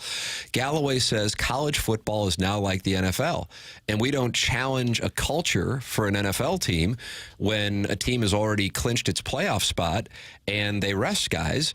And these guys are not committing for 4 years to build a culture. They're mercenaries. They go wherever. We just saw what happened with Michigan and LSU, with the quarterback getting $12 million to go play in Ann Arbor. Missouri is going to have a totally new starting lineup next year, and that's understandable. It doesn't mean anybody's a bad guy. They're going to get paid. God bless them. And so from that standpoint, the Big Ten championship doesn't mean what it meant when they were playing for it in 1968. You want to get to the playoff. And he's saying that if Rourke got hurt, they're already looking for an excuse anyway to keep Indiana out, and he's saying this is the way to make sure that you get into the playoff. The value is greater on getting into the playoff than it is by winning the Big Ten. And Lane Kiffin wondered the same thing aloud earlier this week by saying, I don't know if it's worth it to play in the the SEC championship game and risk injury or risk getting blown out and then not getting into the college football playoff. Yeah. It is a culture killer, though. As a player, when you've been around your teammates for a couple of years and the coaches a couple of years, you worked out with them year round, and now you get to the biggest game and say, I think I'll sit this one out. I don't think you could do it. You couldn't do it. And if you get hurt, you get hurt. And then the backup's got to try to bail you out. But you can't sit your quarterback at a game. You absolutely cannot do it under any circumstance. I do agree, just because, if you're going to go to the college football playoff, you're going to have to face teams like Ohio State, and this is your chance to prove that you not only belong but can do something. You don't hang banners for getting into the college football playoff. You do it for making a run, and if you're going to make a run, you're going to have to beat Ohio State or teams just like them. And what kind of effort are you going to get from the team? If that's you tell them, all right, we're not going to play him, but go out there and give it your best. I think the team would be demoralized. I don't care about culture and building. I think that is an old school, silly thought. I think the kids on this team in this moment want to win that game. They want to go in there and shock the world. That's how they're thinking. There's no way it would ever happen, but I understand the logic. So, for example, if this were like a video game, I think I would do it. But as far as the fact that these are human beings, and this is truly, I think, certainly in my lifetime, he cited, I guess they played, I know they played in the Rose Bowl against USC in 1968, but this is it. And I actually think, I've been going back and forth on this, I think there's a chance Indiana can win this game. I really do. And I like the 11.5, but the fact that it's at that number kind of scares me because it's been bet up. It started at 9.5, and the fact that the money, the smart guys, the sharps are moving that thing up, that makes me wonder about it. Either way, it will be part of our Pick 6 coming up here momentarily. But we have do we ever get a guy calling into the show? Our phone lines are just nothing but female callers, Doug. Yeah, it seems like it. And Jen is on the Callier and Thompson phone lines. Good morning, Jen. Hello, Jen. Jen. Well, hi. Good morning. How are you guys? We're fine. You? I'm doing great. All Thanks. right. Thank Okay. you. Good. Hey, I wanted to say hi to Martin first. I just think you're a great addition to the show. Oh, have you heard what Cucky said? Clip that up. I don't care what Cookie said. I think you're a great addition. Oh, thank you, Jen. We are now in alliance. Would you like to join the alliance that also includes Jackson Burkett? Absolutely. Yes. I love Jackson as well. So, yeah. Yeah, we need a female in our alliance, Kurt, if you can work on that. Yes. Thank you. Hey, I wanted to say how much I love Buck Swope. And the fact that he has mentioned me. Now I'm losing steam here with my. Well, your endorsement meant a whole lot, and then all of a sudden, you know. Oh, shoot. Darn it. Okay, I take it back. I love that he's mentioned me several times during the last few weeks, and especially yesterday in his email. And I honestly didn't remember what date I called in, but he nailed it. And it wasn't the end of the month. It was the beginning of the month. So, yeah. I secretly think he wants me to be Listener of the Year. Oh, really? Wow. Yeah. The Milagro Tequila Listener of the Year. He would rather you have it than him have it for himself. Sure. Yeah. Okay. The fact that he's mentioned me as many times as he has, I think that he secretly wants that. So chivalry is not dead. Why I called. I just wanted to mention it. I have a hot take for you, Doug. Oh, I like it hot. Let me put on the oven mittens. In case they're too hot, I'll put on the oven mittens because I don't want to get burned by any of these takes. Okay, All right, very good. I'm ready. Go ahead. You ready? Okay, yes. Cool. Have you ever? I was in relation to your debacle at the rental car place a few weeks ago. Yeah. Yeah, the line you waited and all that. Have you ever heard of a company called Turo? T-U-R-O. I have not. No. Sounds like somebody's doing a live read. About to say. Yeah. Sorry. I think they're big in California. Yeah, so they're all over. And Mark Hanna, actually, I'm a client of Mark Hanna's, blessed. And he had mentioned it to me. I was going on a trip recently, and another friend had. And basically, it's like the Airbnb of rental cars. Really? You basically, you rent a car from a person, and it's so much easier. Recently did it in Denver, took a trip, you go to their website and you pick out a car. And then when we got to the airport, you take a shuttle, and through the app, they text you like where the location is of the car, and you get there, and there was a lockbox on the wheel, and basically you just get a code and get the key and take a few pictures, and then you're off. And it was so easy and relatively less expensive. Oh, it is cheaper. Oh. Yeah, it was relatively less expensive than like going through Budget or Enterprise. So, and can you be sure that the car wasn't recently used in a bank heist? You can, yes. That's one of the boxes that you check. Okay. Bank heist, no, I don't want that car. No. So, yeah. Huh. No. So well, that's a good tip it out next time. All right, good tip for travelers. All right, thank you. Yeah. Thank you, Jen. Thanks for your support. I apologize that the text line is not being very kind to you, but I appreciate. I don't care. I appreciate your support of me. I could give, you know what? Easy. That's good for you, Jen. Right on the line. I'll make sure. Thank you, Jen. Thanks, Jen. On the Callier and Thompson phone lines. Let's see. This sounds like a great way to get robbed. That's from the 314. Is this a sponsored call? What is this? That's from the 636. Get to the point, gal. That's from Chairman Stephen Wildwood, Milagro Tequila Listener of the Year last year. This one sounds like she rips more heaters than Jim Leland in the dugout contemplating whether or not to pull Doug Drabeck. That's from the life coach. Oh. Mark Hanna says Listener of the Year. Mark Hanna gives the endorsement, though, for Listener of the Year. How about that? And what are the chances? Because Mark Hanna is a wonderful sponsor of this program, and apparently he works with Jen. Oh, wow. And he's probably telling her to cut back on buying the cartons of darts. He's told her that? We know for sure. Life advice? If the life coach says that it sounds like Jim Leland, then absolutely. Even Frank Opinion thought the call went a little long. I'm not, somebody was thinking that. I'm not saying that. It was going into Calumet, Butch Patrick land. Mark Hanna's online at evergreenstl.com, 314-889-0503. He is a wonderful person, and he is somebody who I would tell you, if you get a chance to get on the phone with him, you are going to feel better, not only about your financial situation, but just about your outlook on life in general. And I know that sounds like a bunch of BS. I get it. I recognize it, but that is the effect he has on people. You need a financial advisor. And Mark says himself, listen, if you're not going to go with me, that's totally fine, but just make sure you have somebody, especially if you're in your 20s and 30s and you're just getting going, making sure that you're saving some money. You have no idea how much that will mean once you get into your 40s, 50s, and 60s and 70s, because you've got that money working for you, and that is the name of the game. Call Mark Hanna at 314-889-0503 or visit him online at evergreenstl.com. That's evergreenstl.com.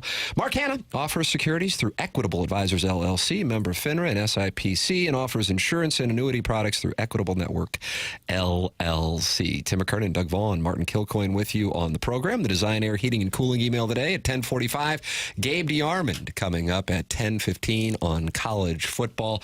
And Jackson, I mean, you've got this thick dossier. Where do you want to go next? I mean, you got some good stuff in here. I mean, you fell on the grenade to the chairman. I think you're wearing the C on your sweater, so you guide us. So I think next we're going to do, we have this Brian Regan audio. That Are you a fan of Brian Regan? I don't know. Really? You don't know who he is? Martin, I bet you don't. Comedian. Yeah, absolutely. Okay. And he had a very good joke, but I think more so than that, it was almost like a prompt talking about press conferences, and I got some questions and some more audio around that, and then we'll do Pick Six after that. All right, there it is. That's coming up here. It is the Fisher Window and Door Store 8 o'clock hour. This is TMA, and it's presented to you by Brown and Crouppen on 101 ESPN and the TMA STL YouTube channel.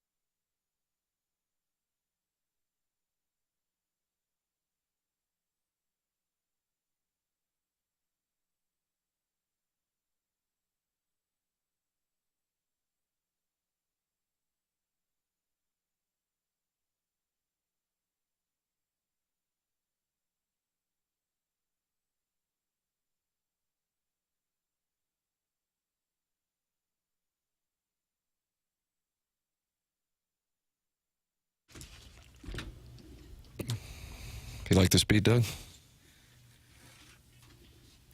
Yeah, it's not horrible. Oh, all right. Here we go. Sunday Charge. Ladies and gentlemen, the program's The Morning After. It's 101 ESPN. Fisher Window and Door Store 8 o'clock hour, and it's Tim McKernan, Doug Vaughn, Martin Kilcoyne, Jackson Burkett, and Chairman Kurt with you on the program. Caller Jen, who theorizes that Buck Swope wants her to be the Milagro Tequila Listener of the Year, calling on the Callier and Thompson phone lines, 314-974-0101. This is an observation. I just scroll through TikTok, and then I send Jackson audio clips.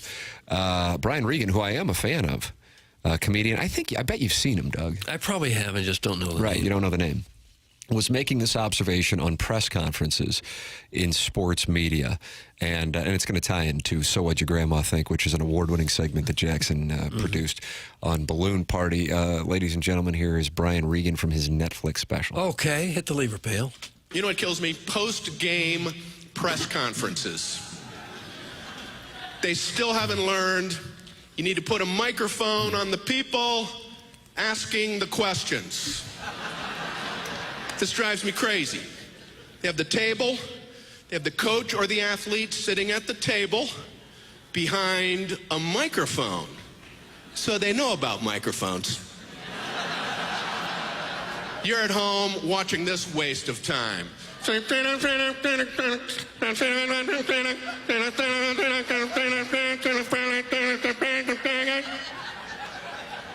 That was a coaching decision.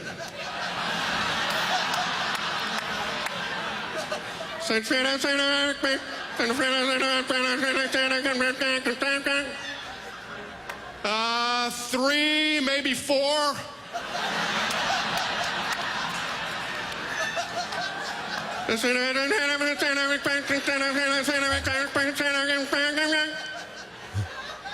Definitely.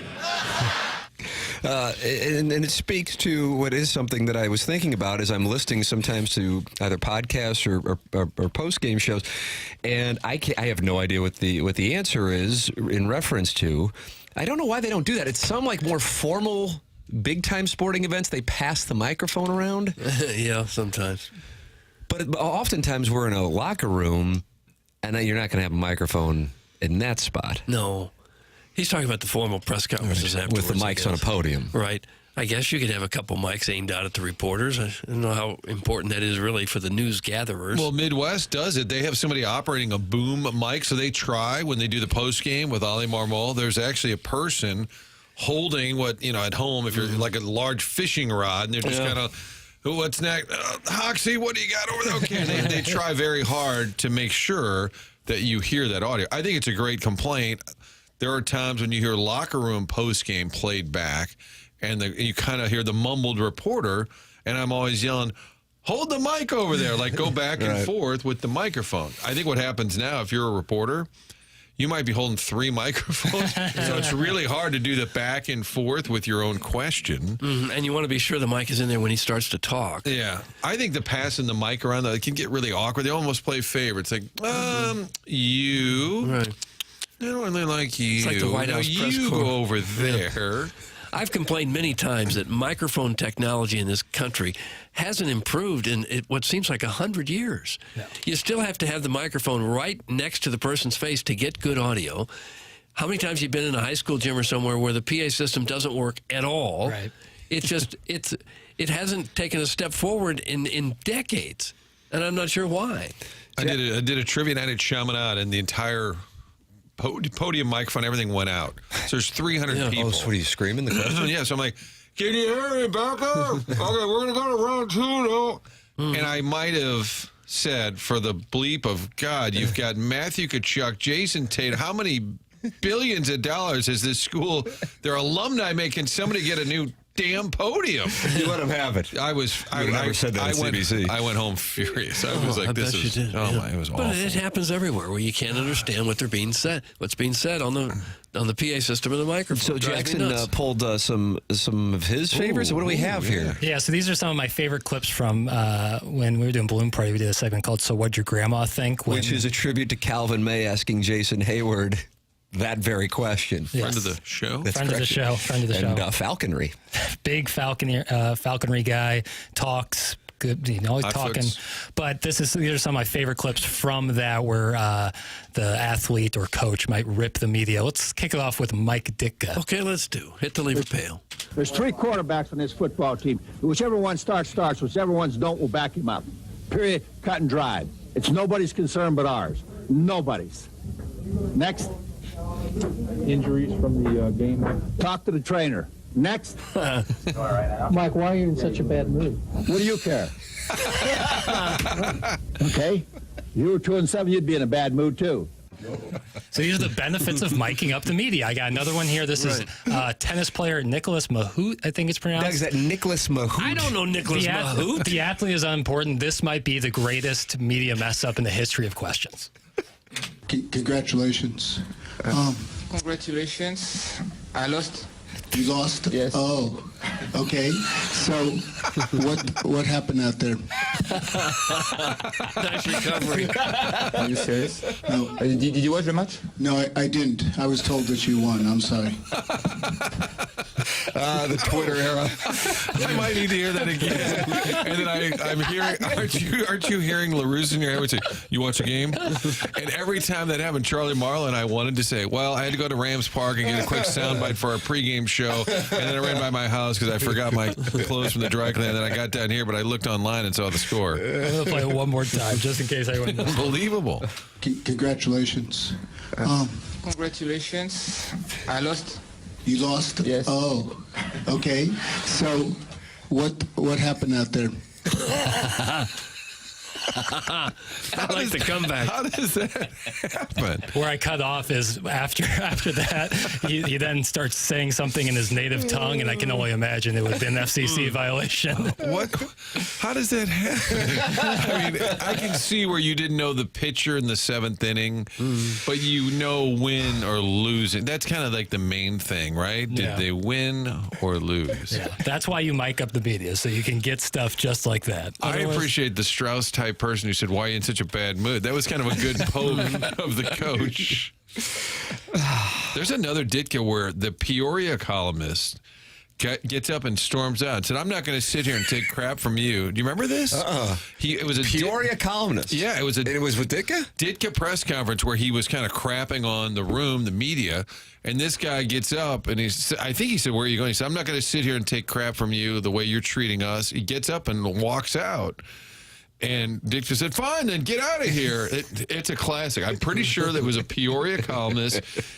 I think his name was Theobald, last name Theobald. And Ditka says, where are you? Fine, then get out. Yeah, I can't imagine Ditka would have cared very much if anyone would have left. The Bernie Tony exchange, that was classic. Oh, there were some good ones there.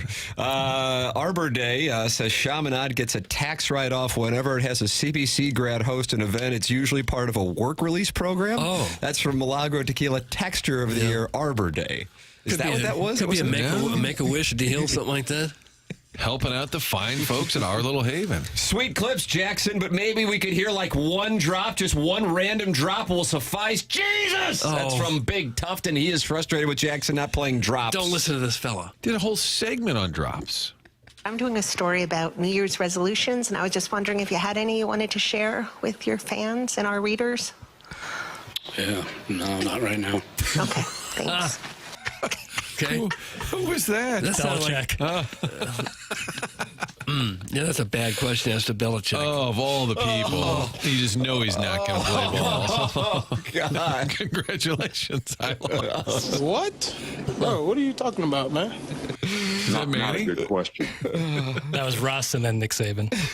You're killing it, Jackie. I love the clips. That's from the 314. How about that? Thank you. All I want for Christmas is for the podcast to be uploaded in a timely manner. Yeah, that's from nice. Jackson's lone wispy pube, and Chairman Kurt now has his head in his hands. Chairman Kurt has it head. Would you like to comment? Do you have any New Year's resolutions? It'll be up shortly. But it's not up yet? It's not, Doug. You're good, baby. Yeah. Don't worry about it. Stop asking me stupid questions. Oh, Penny Hardaway. Gosh. Good segment, Jax. That's from the Lord of my parents' basement. I don't love that name, but thank you. There you go. That was fun. Jackson was fun. Yeah, Good job, buddy. There you go. That alliance is strong, and now caller Jen is part of the alliance. Yeah. So I guess Chairman Kurt, we bring Buck Swope into our alliance. I might have a female ready to join us. Oh, nice. We got a female. A female that likes other females too. Oh, Bill. This Janie's a lesbian. Oh, yeah, it'd be great. No, not well. Janie's more than welcome, but this would be Firefighter Kara, the lesbian. Firefighter Karen. She's a firefighter in Brooklyn, right? Correct. Yeah. The show's got great reach. All right. Send your emails in. Design, Air, Heating, and Cooling email of the day. That is coming your way at approximately 10:45. The Colonel, Gabe Yarman, in the 10 o'clock hour. You can listen anytime you want. Go back and podcast like the Dickens via the TMA STL app or the 101 ESPN app. Those are sponsored by Jason Gosrow's company, and that company is Schaefer Door Company. If you haven't had it happen, when it happens, you'll go, oh, now I get what they were talking about. Your garage door spring breaks. It's going to happen. It's inevitable. It's just the way that these things work. And when it happens, you're probably going, I don't know what direction to go. I know when it happened to me about 5 years ago, that's what I was thinking. Well, now we have the answer for you. It's Schaefer Door Company, SchaeferDoor.com. SCHAEFER door.com. You can call or text 636-782-3608. They set that number up for TMA listeners, and it's going to be the quickest response time. They service all kinds of garage doors for service and new installs, and they have Monday morning standby service for those doors that break over the weekend as well. They service commercial doors, too. If you run a business or a warehouse with big, tall doors, Schaefer is experienced in these types of jobs. It's Schaefer Door, a Clopay master authorized dealer. Tim McKernan, Doug Vaughn, Martin Kilcoyne, Jackson Burkett, and Chairman Kurt with you. You can watch in the YouTube chat. They're active in the YouTube chat. I see Jackson's awful audio is in there talking it over with Chairman Kurt, actually, and Don Peepee, and your favorite guy, Doug, Bill Reloaded. Now, why would he be my favorite Who's guy? Jackson's favorite guy? It's up there with me because I imagine it as like an action movie, and this is the second or third one, and then he's back, and it's Bill Reloaded. Bill Sounds like a Reloaded. Tarantino. A little bit. So that's all going on in addition to live streaming on the Schaefer Door Company TMA STL app. You can watch the program and chat with other listeners at youtube.com/TMA STL. The program is The Morning After. It's presented to you by Brown and Crouppen on 101 ESPN.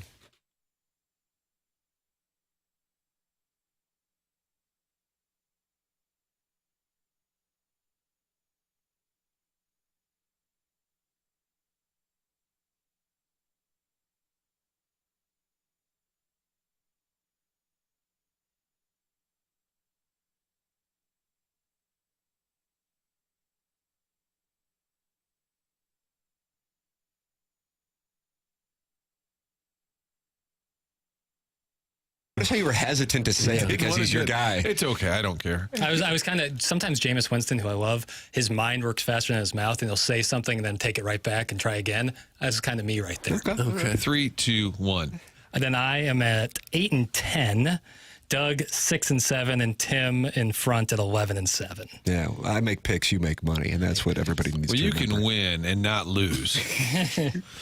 All right, let's get underway here. First game of the week, because it's the earliest game, unfortunately. Indiana. He just crapped on your network right there, Martin. The alliance is over. It's Jackson and caller Jen. 11 o'clock from the shoe. Yeah, they love it in Columbus. The spread's 11 right now. 11.5. We're going to play it at 11.5. That's what I'm seeing. That's an 11 a.m. kick. Tim, we'll start off with you. I have gone back and forth. This is not a love play, but I am going to take Indiana. Okay. Doug? Well, I really, really want Indiana to win. I don't think it's going to happen. So I'm torn between, do I bet against what I want to happen? So I'm going to say Indiana, too, even though it goes against my best Ohio State judgment. with those offensive line injuries, Doug. You're a sharp. I don't know how sharp I am. I'm going to go Ohio State. I think they're going to run it up. Are you doing like the Jay Glazer thing where you just pick against what the guys leading are doing? No, I just feel like Ohio State's better, and I just feel like they're going to want to stick it to them and let the whole world know we're still the Ohio State. They'll score one from Marlowe and it Chuckles Marlowe, yeah, big buck. I got. Well, by the way, just because nobody's talking about this being a possibility. What if Indiana were to win the game? What does that do for Ohio State? What does that do to Penn State? Heard Dan Mullen talking about that. He was like, Where is Dan Mullen talking? That was on Feinbaum. Dan Mullen. That's the guy that Drink was dressed up as Darth Vader for. Yeah, if they say an Indiana loss could knock them out of the playoffs, wouldn't an Ohio State knock them out of the They'd be playoffs? at 2 losses. Now they've won in Happy Valley, but then that gets into the Penn State conversation. But then Indiana would be this premier apostle, like, hey, we lost to Indiana. Like, no, I know, but you just lost. You're Ohio State. I know, but look how good they are. Isn't that a great loss? I mean, I think at that point there's a case for Indiana to be the number one team in the country. They would have the best win, a road win at Ohio State. Oregon's best win is Ohio State in Eugene. Yeah. All right, Jackson. Did you make a play? I'm on the Hoosiers. Wow, Martin, big chance for you to pick up ground here. Yeah, I'm on the Hoosiers. Our next game, you just mentioned Penn State beating Illinois. We're going to do Illinois, who's getting 1.5 points on the road in Piscataway, taking on Rutgers, 11 a.m. kick. I'm on ILL. Rutgers and Schiano had it going early on in the year, and they have fallen off. ILL has been some strange spreads over the last few weeks. I am going with ILL against the New Jersey State University, Doug. Yeah, I am too. I don't know why Rutgers thinks they're fancy pants. I'm going Illinois. ILL. Martin? Remember Greg Schiano was the guy, they would, when you take the kneel down at the end, he would have his team plow through the defensive line. Remember that? Oh, he would try to send a message with the Buccaneers. Yeah. So I don't like him. I'm thinking about taking Rutgers. I see what's going on. No, you can't have me pick first every time, Jackson. All right, I'm going to go Illinois. I will. Okay. Ever watch that Meet the Press? What? Never mind. How old is that? Probably about 20 years when we used to call sororities randomly on Friday. It sounded like a reel was cranking to record it. Did you take Illinois there, Martin? I did. All right, I am also on Illinois. So we're all then we know what's going to happen. we're all Rutgers together. ships it. All right, I'll kick it off now. This game you might not think is much, but it's actually a pretty good Penn game. State, Minnesota? No, sir. I was thinking about that one, but I went with this one instead. BYU at Arizona State. BYU. Yeah, I agree that this game matters. Yep, You're a big BYU. Kenny Dillingham guy. Love Kenny Dillingham. 34-year-old head coach of the Sun Devils. Love Kenny Dillingham. BYU is getting 3 points in the Valley of the Sun. I am on Arizona State. I'm going to keep riding with them. I like Arizona State. You don't have to laugh about it. You can like it without laughing. Nervous chuckle. Wreck me, Doug. All right, Martin, you're up. Oh, reverse order. Yeah, reversing it up. Nicely done, Jackson. Man of honor. I'm going to go BYU. All right. I'll go Arizona State. I think BYU's a fraud. I'm going Even though the Arizona coach State is as from well. Kirkwood. Yeah, I know. Anti-pioneer. I'm going Arizona State as well. I wish it would be a night game. It's a 2:30 kick. Yeah, which is 12:30 Yeah, I in know. Tempe. All right, Mizzou. -7.5 on the road in Stark Vegas. That's a 3:15 kick. Tim, you lead us off. I think that this goes one of two ways, and there's no in between. Missouri either wins by 30 or they lose to Mississippi State. That is my perspective on it. I've gone back and forth on this one too. This is not a love situation. I think that they win by 30. So I'm going to take Missouri. All right. I saw that Brady Cook is probable for the game. Oh, I don't know if those even mean anymore. Yeah, thank you, Martin. You're speaking on my behalf. Yeah. I mean, anytime he's one thing, he plays the other way. All right. We'll have Gabe on at 10:15. You'll find Talk about out it when all. the quarterback's out there. And one will be the backup, one will be the starter. Good. Anything else? Good immediate callback. Doug, your play. I'm going Mizzou. Nice. Imagine that. These guys all went to Mizzou. I don't think this is. I think I'm more concerned they'll lose to Arkansas. I think. Hail State can put up some points. I know, but I can't stop anybody. I'll take Mizzou. Wow.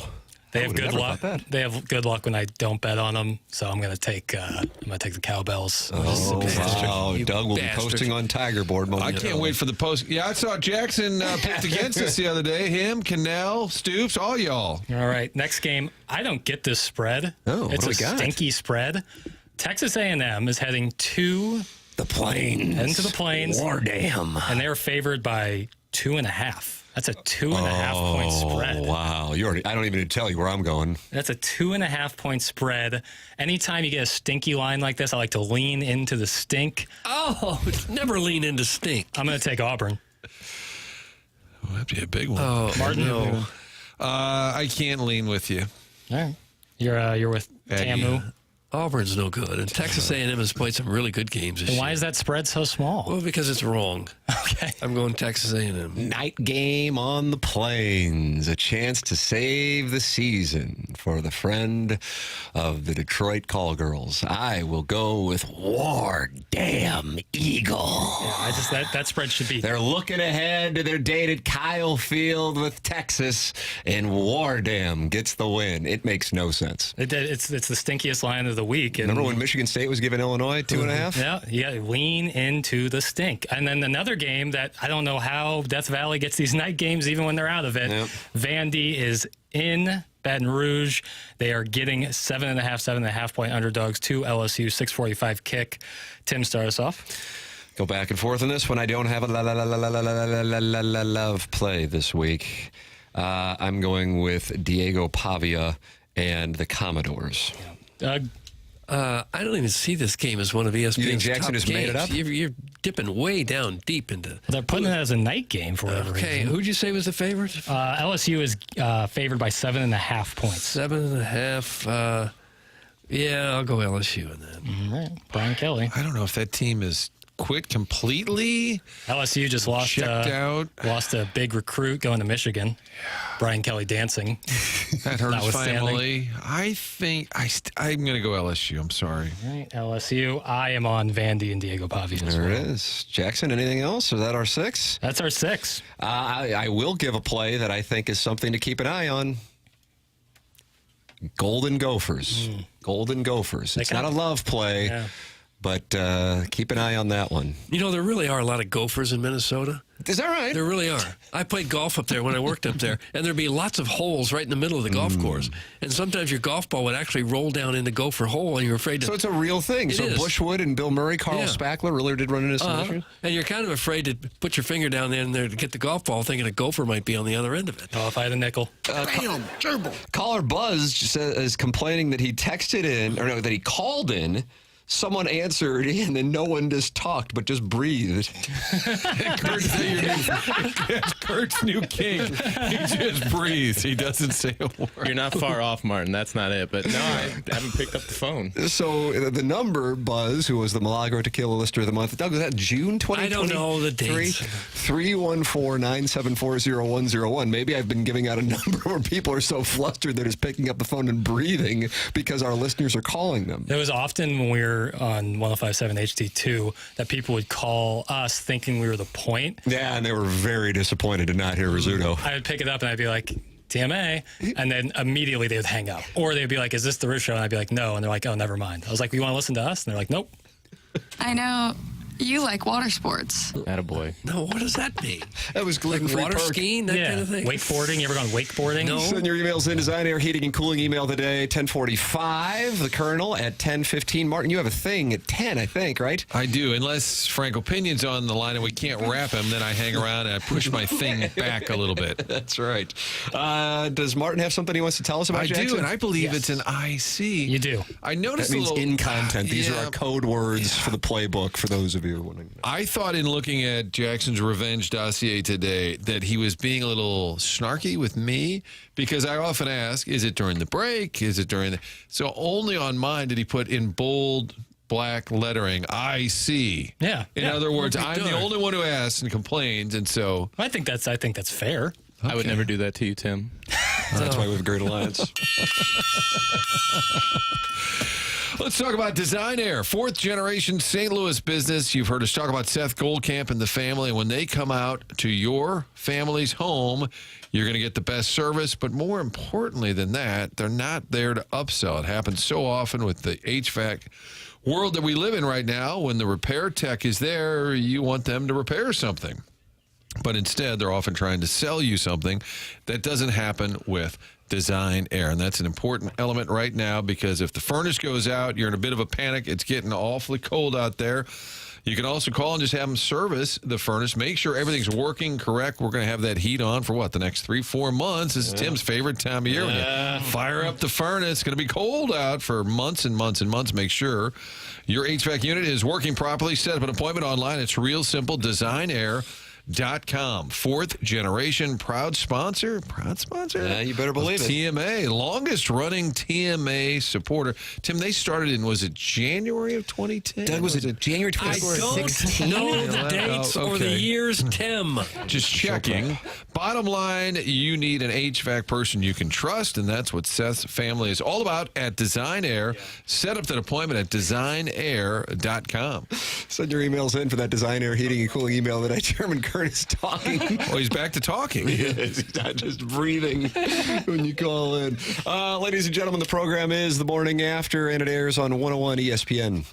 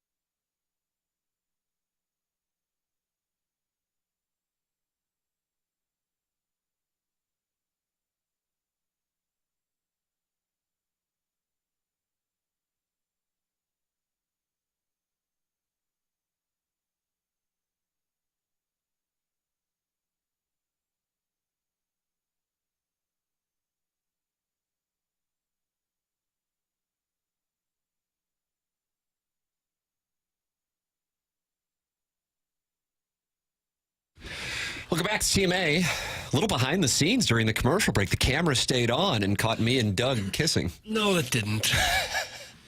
Engineering is working on a little something on the YouTube stream, so that's why. If there was a little That's camera. why it looked like Tim was kissing me? That's correct. Well, yeah, so if it looked like Tim and Doug were kissing, that was just, that was... special effects? It's a new beta thing we're working out. Oh. You guys like fun with audio. I'm going to do this for you one night at the 2 Fox. Producer Dave, longtime sports producer Dave Job, is a passionate blues fan, and he screams at the game, and it makes me laugh. So last night, in overtime, he's screaming about who's on. Good God, look who's on the ice. It's Cairo with Perunovic and Sod. I got 3 wet noodles at the same time, all on the ice. He didn't care for the roster decisions by Coach Banny. He also was upset when the guys were out there for 2 or 3 minutes, screams at Coach, come on, get him off the ice. Oh, I saw Shen out there, and I was watching with my wife, and I go, my God, Shen's at 2 minutes and 22 seconds. And Jamie Rivers goes, boy, Shen is gassed. He's at 2:23. But you're not allowed to take him off? I think they do have the option. I don't know if it was a mandatory shift or not. Martin, do you feel like Bob Costas kind of did you wrong? You sit down with him in a couple days, you ask him what he's got coming up, and he doesn't say anything about it, and then just yesterday, What's he got going on? Rich Gould tells you about his children's book. Bob Costas, he's got something. He's going into the Rich Gould arena. I didn't know this. Do we have audio for this? Or I got a story here. Story? What's the story? MLB Network is set to launch a brand new series, MLB's Traveling Spaceship Show, across its content platform. The program is a retro-based show that will showcase old highlights and clips from baseball during the years of nostalgia. And then hosting the show is who exactly you talk about, Bob Costas. So he's going to travel around in a spaceship. Traveling spaceship. Tiana, it sounded made up. One of the hosts will be joined on these baseball-themed adventures by her rambunctious and passionate puppet co-pilot, Jax, and the ship's supercomputer and hyper-intelligent Bob, voiced by MLB Network broadcaster Bob Costas. So is it a cartoon, we think? Yeah. Voice work. He'll be doing voice You can do that from your chateau. Okay. Yeah. Yeah, he'll be doing voice work. And in fairness to him, I think I said, so you're not doing baseball anymore. What about longer form interviews? What about podcasts? Then he went on a whole diatribe about how every third person on the planet has a podcast. It's not humanly possible for them all to be listened to. So I don't think I gave him the blank canvas of saying what's next. And maybe then he would have told me about space travel. That's where it was. So you don't feel like he left that. No, I think it's my fault. Yeah. So Rich Gould and Bob Costas have ventured into the children's world of entertainment. Is it possible that this is such a small little thing and all the big things that Costas has done that he didn't even think about it? That didn't want to bring it up? Yeah. If I said, hey, I read that thing about the spaceship. Like, yeah, Martin, by full explanation, we can skip that. Like, okay. Doug, good news. The Collier and Thompson phone lines are hopping. They want to talk to Chairman Kurt. They wanted to hear if he actually talks to him or if he just breathes when they call 314-974-0101. He talks to you. Jackson, we don't have a name on this one. It just says good one. Doug, this is good one. Oh, hello, caller. Love to hear from him. Caller, good or bad? Hello, caller. Caller. Hello. They're pretty good. Yes. A little slow on the uptake, but go ahead. Go ahead. Are you? Yes. Hello. Hello. Are you talking to me or are you on the line? Yes, you can go ahead and start talking now. Okay, I'm calling in concerned because I listen to the morning radio, the TMA, and I'm in that program. I'm constantly hearing homosexual epithets, and I'm like, I'm wondering if this is what you all are pumping and putting out to the society, and as a radio station program, because I sometimes have my nephews with me, and I turn it on, but I have to turn it off. And just like the one just recently today, a guy said, "Well, I was just caught kissing something." He was some guy, and I was like, "Man, is this what you all are advertising or putting forth?" No, it's we're just joking around. That's what we're doing. Yeah, but you all are a national syndicate. No, we are not. I don't think ESPN would ever hire us. So Mike would do that too. So in other words, it's just something that you all are putting out on the air jokingly, but knowing that there's young boys and young people that listen to it when they're in the car with their parents or their uncles or cousins. Yes, that's 100% correct. Okay, so you all don't have no mindset about putting that out towards in the air like that? Well, I subscribe to the thought process that if somebody is not comfortable with it, then they have the option to not listen to it. We've been doing the show for 20 years, sir. Yeah, I understand that. I understand it. But now, lately, it's been going that way. And I'm like, well, I know it's changed now, but what is it? Is that the norm now? Doug and I haven't actually kissed. No. God, you were doing a bit? Because I sat here and I didn't see anything. Really? No. No, we haven't. We have not. No. Me in this town, so And we don't intend to. I would say, and I don't know the caller's name, it just said good one, but I would say, yes, there's plenty of sports on this show, and then on occasion, jacking around, which might include a little silly joke like Tim offered up. Maybe, was that 10 minutes ago? It was 8 minutes ago. I mean, it's also butt jokes and, all type of homosexual epithets. And I'm like, Well, we're not done. You know what? Martin actually shares your opinion on that. No, so. if you guys are real men, you should never be cracking jokes about each other's butt, kissing each other and whatnot. But, I mean, that's an opinion. We respect opinions that we truly do, and appreciate you calling in and expressing yours, sir. You should see the text line. What is not read? Thank you for the phone call. Don't be a stranger. All right, there it is. Okay, we just got taken behind the woodshed. Oh, don't say that. That's innuendo. Why is our audience so darn gay? I'd like to hold on a second. Martin, what time is it? It's 9:36. Clarkson text. At 9:28 today, I implied that I made out with my co-host of 17 years, Doug Vaughn. That is not true. Even though I'm interested in it, it did not happen. And if I made anyone feel like that's what was going on during the commercial breaks, I apologize to those who were offended.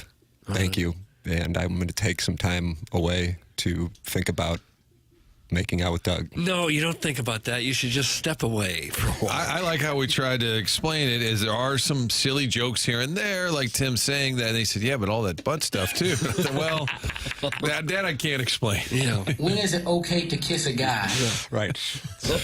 I appreciate the call. Yeah, he's a very reasonable. Yeah. He's very rational. I enjoy those calls. I prefer those calls, actually. There were times I would try and listen to TMA, and I had the kids in the car, because Tim, carpool is the big thing. Carpool for you and Chuckles Marlowe. And I would tune in and like, and then the thing went up my rear. Oh, okay, turn it off. Turn it off. Were you just doing an Iggy impression? I heard it in my head as Iggy. And so what would I do, Tim? I wouldn't try and explain it to the kids. I would just move along. Along. Let's get some traffic and weather, boys. Let's see what's going on out there on the road. Jackson's moving around like what's going on? No. I thought you were about to tell us. I thought you had a clip or something. I picked up a read out of the corner of my eye that you were moving. And I'm like, do I have a live read? Do you have audio? Are you about to hold up your whiteboard that the people on YouTube love? I will here in a second, but no, I appreciate the call. Everyone's entitled to their opinion. Their opinions on this program, whatever program. God bless. Yeah. And if it does bother you, listen to something else. And, and the kids thing I get, but also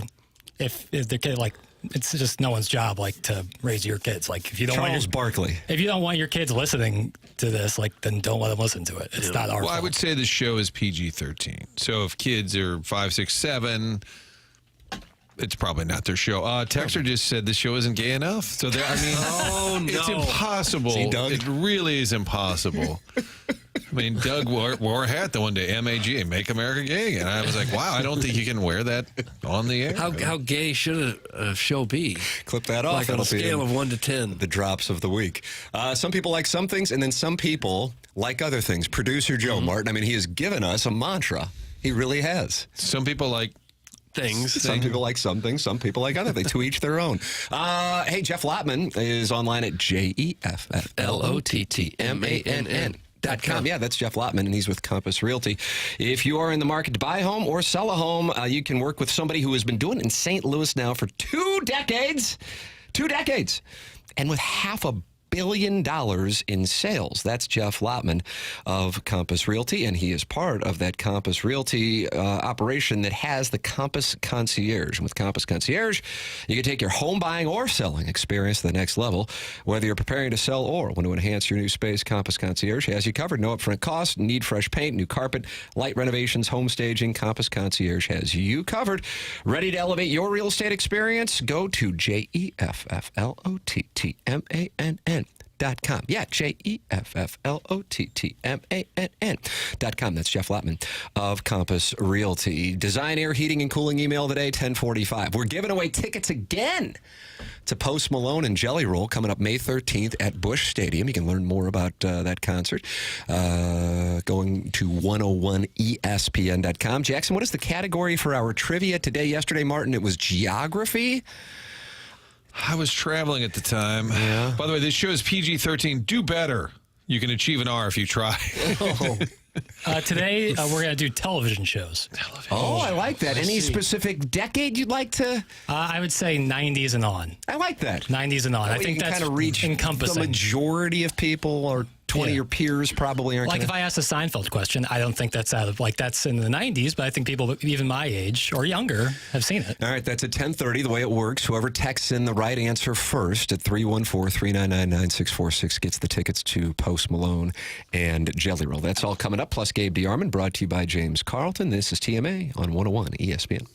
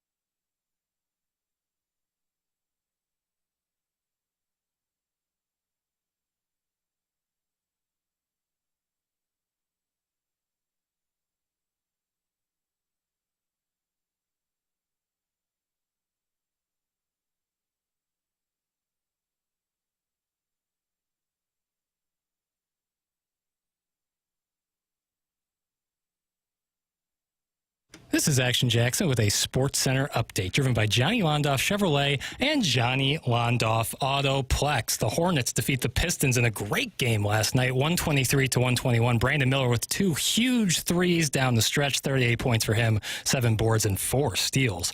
That was another Sports Center update driven by Johnny Londoff Chevrolet and Johnny Londoff Autoplex. See them at Londoff.com. Chevy, together we drive.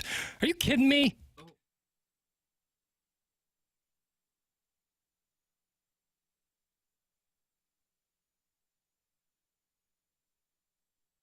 This is the remix. This is the remix. Yeah. R.I.P. Bankroll. You like this one, Doug? Well, it's a little slow right now.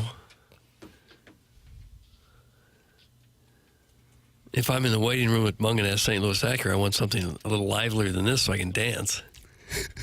I once watched like a whole Olympic basketball game at Munganest. They said, like, your car's ready. I was like, just wait a second. I'm enjoying myself so much here. Yeah, Ant-Man's cooking. I'm gonna sit here. Ant-Man, he loves Anthony Edwards.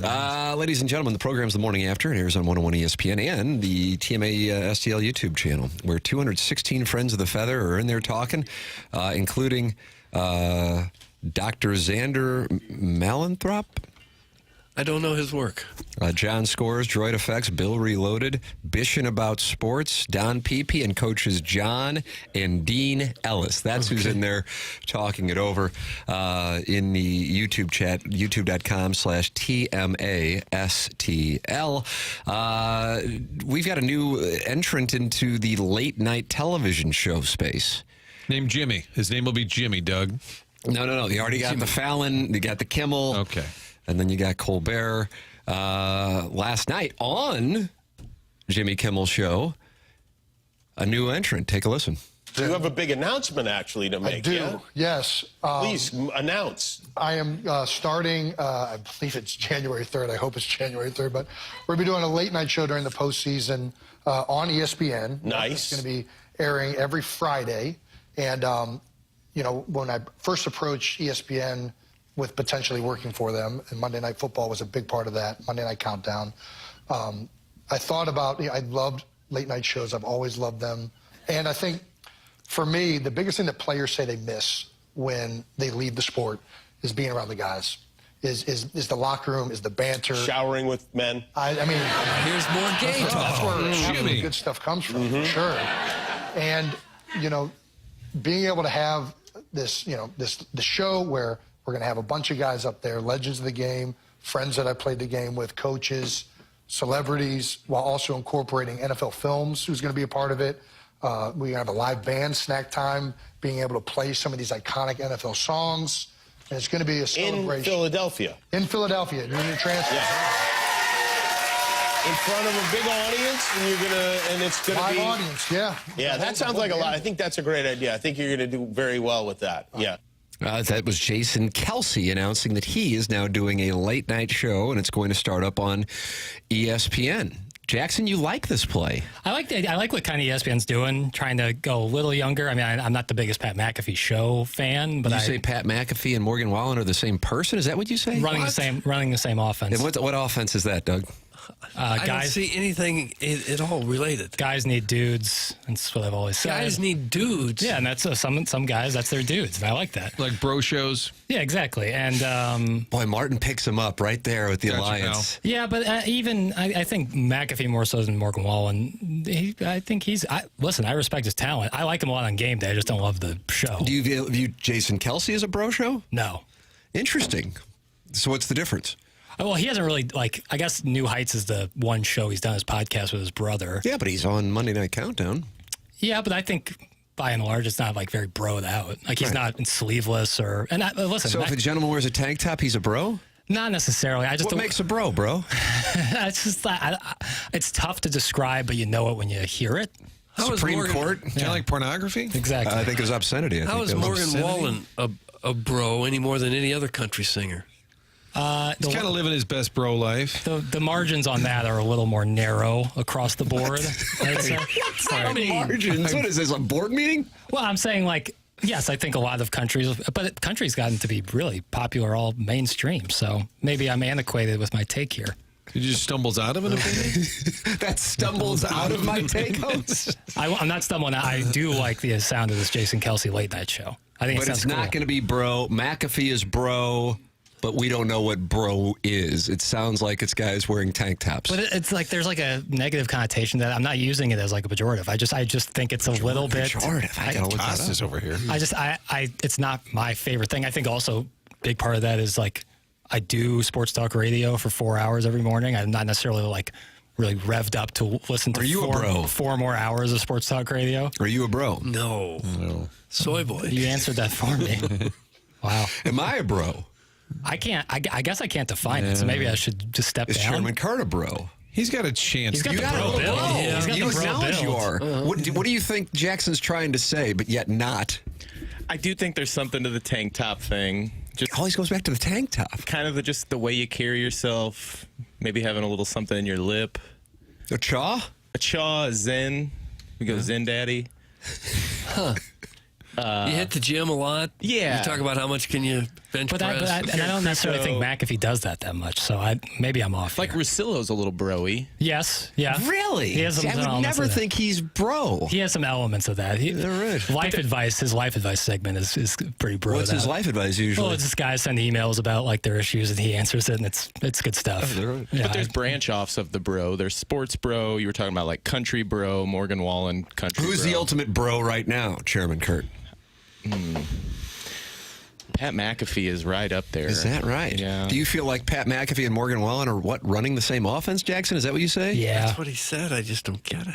Yeah, and if you appeal to probably like the Sig Ep crowd, you're probably got a little bro. Yeah. Damn. I take a shot. Yeah, but one Shout could out take Simo, Which over campus? fraternity? Which campus? SEMO. Oh, okay. Very specific targeting there. Listen, Drone drop. I want to say, I think McAfee is great on College Game Day. I love the energy he brings. I think him and Saban are like the kind of polar opposites in a way where Saban's all like this incredible insight from one of the greatest coaches, if not the greatest coach. And then McAfee brings the energy, the kick thing. I think it's great. I'm just not a big fan of the show. But I am looking forward to watching this Kelsey show. Okay. I think he's super talented. Would Dan Campbell be bro? He's a bro. Yeah, but I love. I'm not trying to say it's like negative, but yeah, I think Dan Campbell. He's a bro, but he's not trying to be. I think there is a distinction where, like, some people are trying. I just feel like the McAfee show, and again, I'm kind of with Jackson, believe it or not, on this. Like, they're trying really hard. Like, it's called a program, G-R-U-M. You get it? U-M and program. I just think they're trying to be the bro show, and it's working. I agree. I think if you're broing, you're trying to put out the vibe, and you want to be bro-denified. But bro-denified. Like, I think Campbell's more of a meathead. He doesn't care what people think of him. He seems like a football guy, kind of like Gruden's a football guy. Right, Gruden, not bro. Where it's like eat, breathe, sleep, football. Yeah. Imagine the exact opposite of Jackson. That's a bro. That's from Dr. Xander Malenthrop in the YouTube chat. And he's a physician. I don't think that's the diss that he thought it was. Yeah, they have a bad. Yeah, well, they have Jackson gives off, Martin, I don't know if you've ever heard this before, baby girl energy. That's true. For sure. What does that mean? Can't even contain your laugh. What time is it? Bro time. What time is it? Bro To time. define for your ally what baby girl energy is. I kind of struggle to define it. I guess I'm just. We're starting to notice a theme on these things. If you can't, then who Kurt can? might be able to. Yeah, I think it's just a guy that is more than comfortable with his emotions and expressing them. Doug might call it soy boy, but that's not correct. God, I'm standing in a 3-foot grave over here. But like Timothy Chalamet, my guy. And you call him the jawline king? Yeah, he is. He's about to be Bob Dylan in the baby month. girl though. Yes, he's the king of that and jawlines. The king of jawlines. But not Oh, my God. emo. Actually, Christian McCaffrey might be the king of jawline. You'd be able to cut a piece of cheddar cheese with his jawline. Doug? Oh my God. How about Don Shula? He had a great jawline. Did he? Let me guess. He's old. You were the biggest fan of Don Shula in this room. But did he ever? Is he deceased, Doug? Yes. We played those "So What'd Your Grandma Think" clips. Did it ever happen with Don Shula where he ripped you? No, usually I was too afraid to ask a question in a crowd because he might. We have audio of Doug asking. Doug is brat tee-hee. I like the kicking game McAfee does with the college kids on game day. I love that. Yep. Now fart on me, Vaughn. Here's a scoop. The Colts could take a flyer on A.J. McKernan if they wanted to. # free perk. Martin, that's from your CBC cohort, Brian Henson, who covers the Colts. Covers the Colts. There's a lot of Colts talk on that McAfee show, it seems like. Well, they're based at Indianapolis. I know. Right? Yeah. They love them some Colts up there on the program. Yeah, I mean, I've watched some of the clips, and I don't dislike it. It's just I don't know if I could watch it, 4 hours. Is there anybody nationally that would be what are you, a sweet baby bear? What are you? Let's go with that. Baby girl? Is there a baby girl talk host? And like sports? Ryan Seacrest kind of thing? Or Yeah. Kind of in touch with your emotions? I've been trying to talk Jackson into getting Baby Girl Radio going since we brought up the subject. I want to make it clear. It's not like I cry every day and I'm like so emotional. Why are you so emotional? I'm just comfortable with who I am. 11:01, he's sobbing every day. Yeah, like I don't just cry for the sake of crying. Like But some people could be comfortable with who they are just by being stronger emotionally. Sure. Baby girls. Janet, who called in and defended our city against Charlotte, is back. And she says, actually, in the olden days, we would have said Jackson comes across as a sissy. That's from Janet. Oh, nice. Boy. Now, how did that feel? Janet just took it. She's going to be calling and talking to Chairman Kurt any minute. I'm not answering after that comment. Get in touch with those feelings. I don't sissy. Don't forget that Lisa Ann said Libby Jack had Joe Burrow's swagger before she was run off the show. She was not run off the show, for the record. She politely declined to never come back on the show after she got sideways with Iggy. Yeah, that is true. Lisa Ann said Jackson had Joe Burrow's swagger. How about that, Martin? I like that. Yeah. That's nice. Yeah, I appreciate that. Sissy. I just that's a little harsh. That's just not. It's not accurate. It's not accurate. You played some ball. I did. You're wearing a right. flannel coat. You're not a sissy. Yeah, watch me take a 3-pointer. Tell me I'm a sissy. Oh, you got a left jumper. Kidding me? Wow. Jackson cries into his Phil Pressey body pillow every time the Tigers lose a basketball game. That's from Big Tough. You'd think you'd want to go taller than Flip. You know, like English was like 6'5" or 6'6". Probably go with him, Matt Lawrence. As far as your body pillows. Ricardo Ratliff, 6'8". Boy, could he hit the glass. And you would get a pillow of these guys? He won a lot of MVPs in Korea. He was really good in Korea. Shout out to Ricardo Ratliff. Who cares about Korean basketball? Ricardo Ratliff does. His family. And shout out to Lawrence Bowers, big Mizzou NIL guy. Doing a lot of work for Doug, there it is. We just covered it. Ricardo Ratliff, big rebounding totals in Korea. Is this 9-3? Some of these guys can get some NIL money and then get their house redone with Kyrie and Thompson. That's what they should do. If you haven't touched your kitchen or your master bathroom for years, and it's easy to let it go by. I mean, you build a house or you move into a house in the 90s, and here we are 30 years later. You haven't done anything to it at all. Well, Kyrie and Thompson can update it and make your house look like a showplace. It's a great investment in your home. They do kitchens and bathrooms, and they'll refinish your basement. They do wine rooms and man caves and bars and accent rooms, fireplace walls, offices, anything at all, you name it. Collier and Thompson has got the people to do it. Almost everything with Collier and Thompson is right there in-house. You don't need to go to 5, 6, 7 different places to remodel one room. With Collier and Thompson, the countertops, appliances, the lighting, the flooring, the hardware, the plumbing, all right there in-house. And they have specialists to do the job. People that have been with them for many, many years. Carolyn Beard and Bob Strati are the owners. They have been there for more than 20 years. They've owned it. The employees have a combined more than 160 years of experience, and it's a business that's been around since the 1950s because they do it right. When you get your home redone by Collier and Thompson, you get it redone by the best. You ought to go check out their before and after pictures on their website, see some of the things they can do, and imagine what they can do for your home. A-plus rating with the Better Business Bureau. They won a Torch Award for ethics from the BBB. Just the best place in town if you need any work at all done on your home. Collier and Thompson is on Manchester and Baldwin, next to Uncle Bill's Pancake House. Collier and Thompson, come home to quality.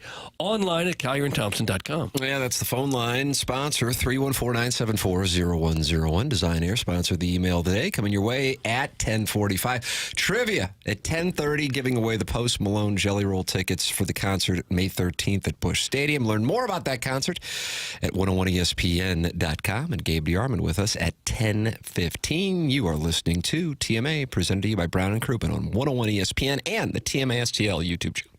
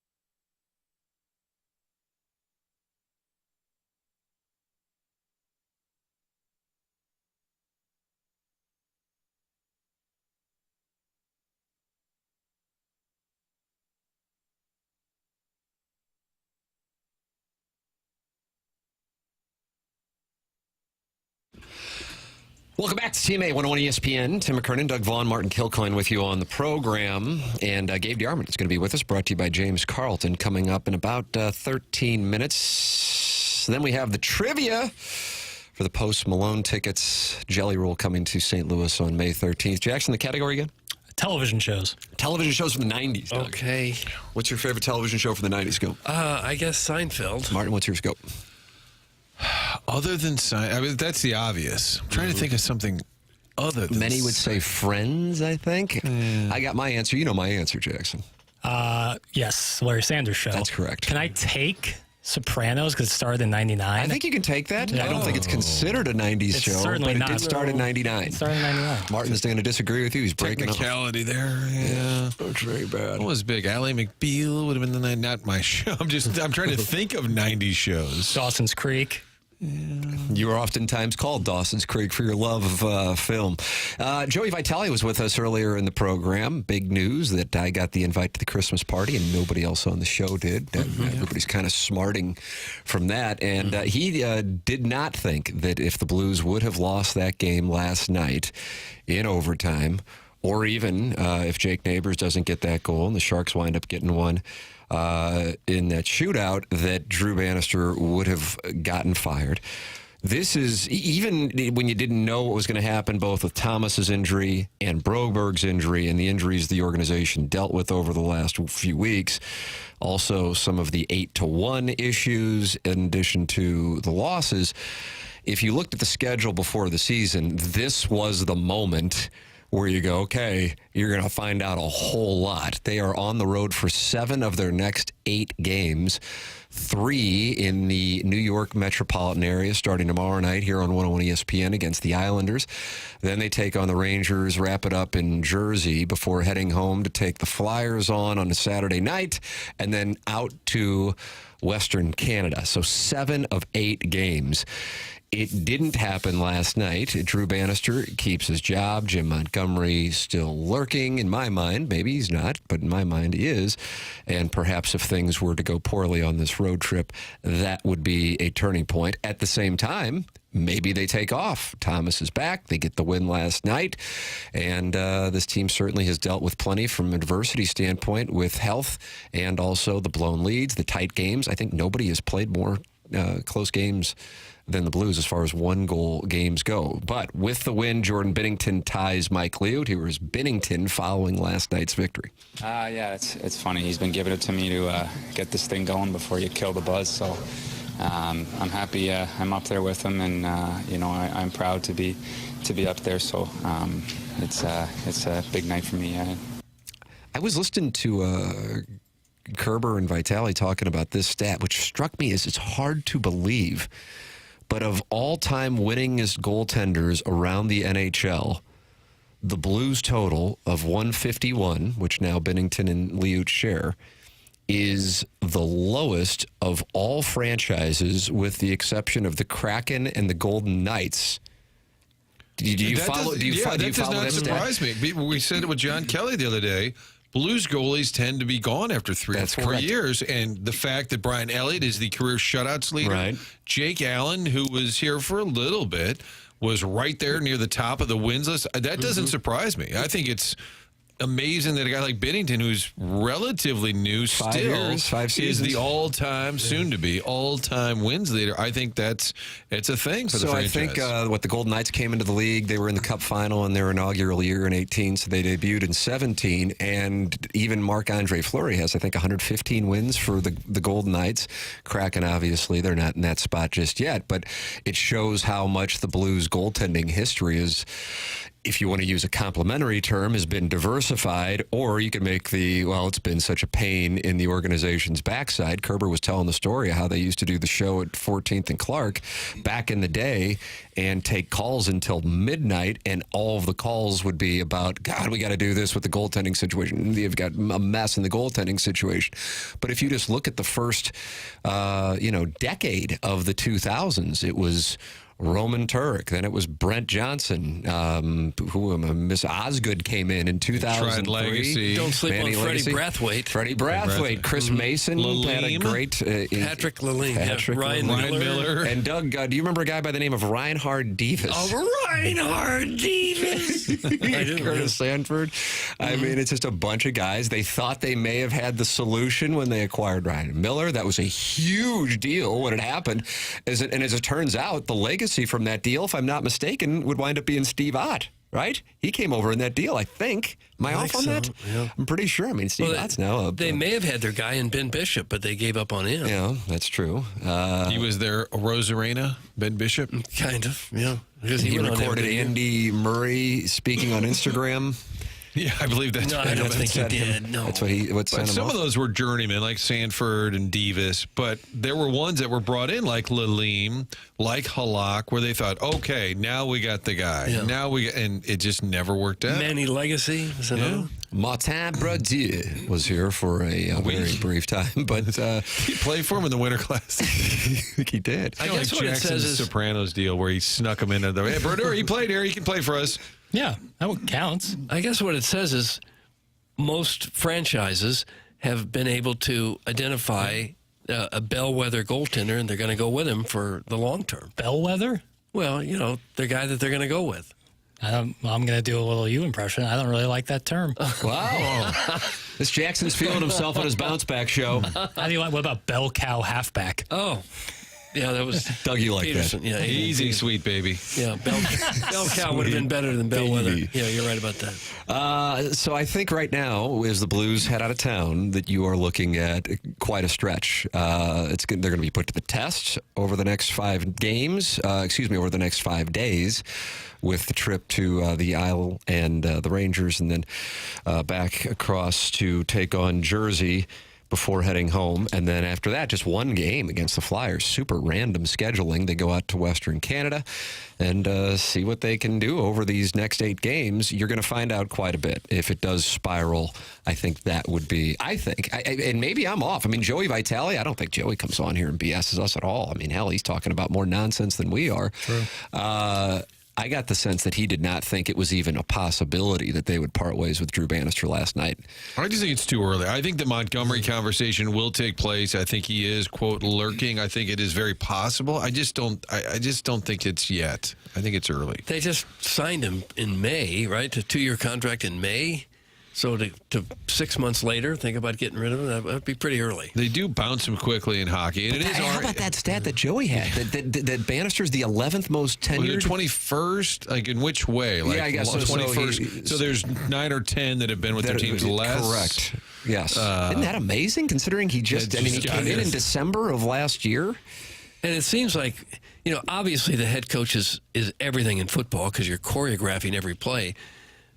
And a baseball manager has to make a lineup and sit a lot of guys on the bench. It seems like maybe a hockey coach has less to do with the outcome of the game than most other sports. Well, Keith Law's got him third. I'm glad you said that, not me. Yes, he does. Transform your story at Illinois Recovery Center. Illinois Recovery Center, the team believes in the strength of every individual's journey to recovery. Whether you're taking the first step or continuing your path, the IRC's dedicated team is here to support you. Go to IllinoisRecoveryCenter.com. The work that they have done in creating the Illinois Recovery Center and then helping the St. Louis metropolitan area is a passion project that this area absolutely needed. Whether you've made the life-saving choice to seek help on your own, or you want to be prepared for the other end of an addiction intervention with a loved one, the chance to learn more about addiction recovery is available to you at the Illinois Recovery Center in Swansea. Go to IllinoisRecoveryCenter.com or call 888-472-9559. That's Illinois Recovery Center online at IllinoisRecoveryCenter.com. Colonel's going to join us, probably talking way more college football than Missouri, Mississippi State. Martin, I know you have a thing, though, so you're not going to be able to stick around for the Colonel. I got some traveling to do. You're going to Nashville with Doug. Sick grandparent. Got to tend to. Yeah. Kids are under the weather. I'm sorry. Otherwise, I'd love to stick around. Yeah, Colonel brought to you by James Carlton. Then we'll have Jackson's Trivia, 90s television shows, giving away the Post Malone and Jelly Roll tickets at 10:30. Then the Design, Air, Heating, and Cooling email of the day. Martin, have a wonderful weekend. Oh, I thought there was more. I thought he was building up to a wonderful weekend. It was a wonderful weekend. Thank you. You would say thank you. Thank you. as well. We'll take a commercial break. All Get into you the mug and cuckies out there, have a great weekend. All you cuckies out there. This is TMA on 101 ESPN.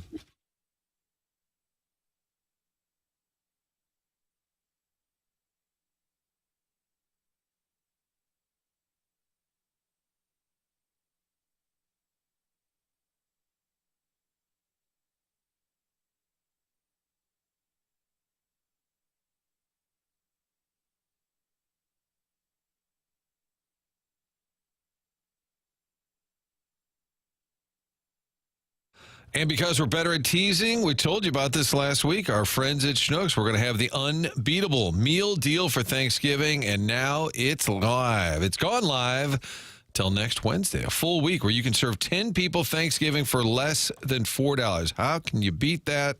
Rhetorical. You can't. It's the unbeatable meal deal. Find the centerpiece of Thanksgiving dinner. That's the turkey for only 58 cents a pound. Lowest prices they've had at Schnucks on turkeys in 14 years. Limit of one Schnucks whole frozen turkey with a $25 purchase, not including the price of the turkey, which means you're going to need the sides. Your meal includes stovetop stuffing, 2 for $4, sweet potatoes, great deals there, Schnucks cranberry sauce, celery, green bean casserole, all the fixins are right there, Campbell's cream of mushroom, all these great prices. Add it all up, and that meal, each person, $3.93 a head. Less than $4. You can feed them for Thanksgiving. It is the unbeatable meal deal. Stop by your neighborhood Schnucks. Get that rewards app. Save money. Look for the weekly ads as well. Schnucks makes your holidays.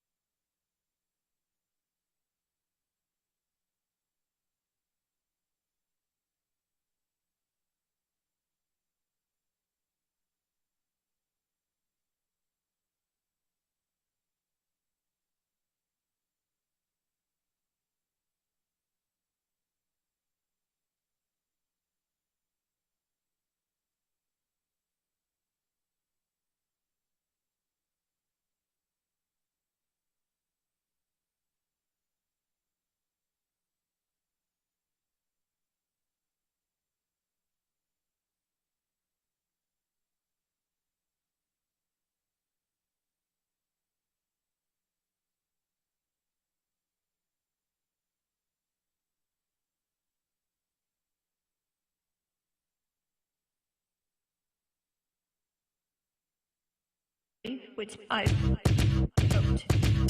Oh, they're going to drown out the cowbells with this one tomorrow in Stark Vegas. Always a goosebump moment when this song comes on. Oh, oh,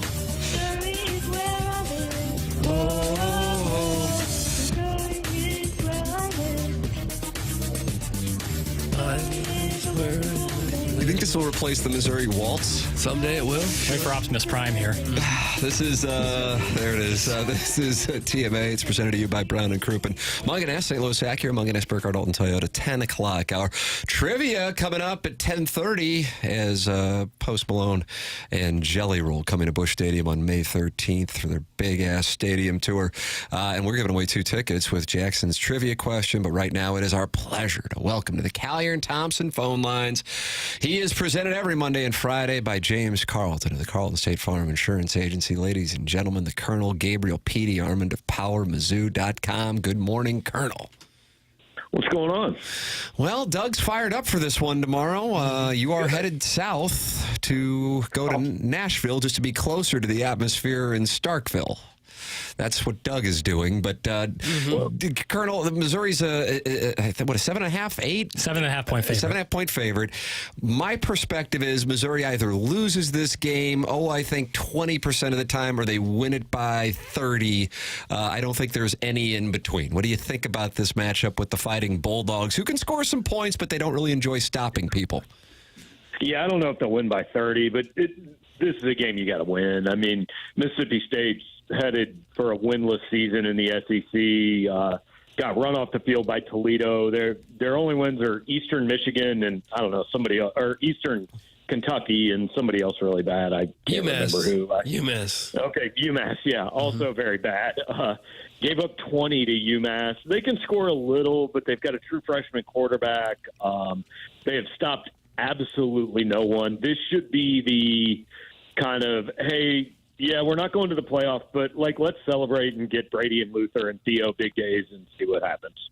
I guess the fear is that there'll be some kind of letdown, that not much to play for anymore, but you don't think that'll happen? No, I mean, it's possible. It's the question. If that does happen, then, Drinkwitz hasn't done a very good job getting his guy. But the other thing is, I think you can have a letdown and still win. I think a C- game wins this game most days, unless Mississippi State just comes out and does something that they haven't done all year. But yeah, letdown's definitely possible.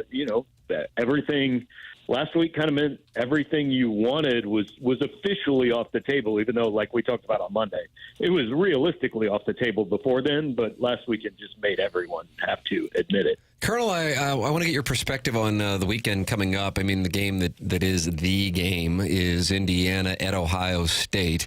If you had to lay down cash money right now, and you could take your pick of Indiana or Tennessee getting into the college football playoff, who would you pick? I mean, I think it all depends on the outcome tomorrow, right? If Indiana can stay within 14, 17, I think that's good enough to get them in. Whether that's right or not, I don't really know. But I think as long as they don't get run off the field, if they finish 11-1, they're probably going to get in. So I guess I would go Indiana, but tomorrow also has the makings of the day Ohio State finally is the team that everybody has wanted Ohio State to be all year long, and they come out and make like a 52-17 statement or something. Yeah, I mean, you certainly can make the case that the game where Ohio State looked vulnerable and it was confusing, if I'm not mistaken, it was leading into the week before the Penn State game when they kind of messed around with Nebraska, and I wonder about how that'll potentially impact Texas A&M tomorrow on the Plains, as they are certainly intrigued by the trip to Kyle Field by the Texas Longhorns. I look at that game as a potential wide Delta one as well, that I could see Indiana absolutely winning. I could also see Indiana getting blown off the field. What do you think will wind up playing out with the playoff and the discussion that is going on right now with the SEC and how many teams will get in, and then also these conference championship games, and what Lane Kiffin brought up this week is, do you really even want to mess around with them, and what the long-term impact could be for conference championship games? Well, no, you don't want to be in it. I mean, if you're in the SEC, you want to go 10-2 and not play in that game.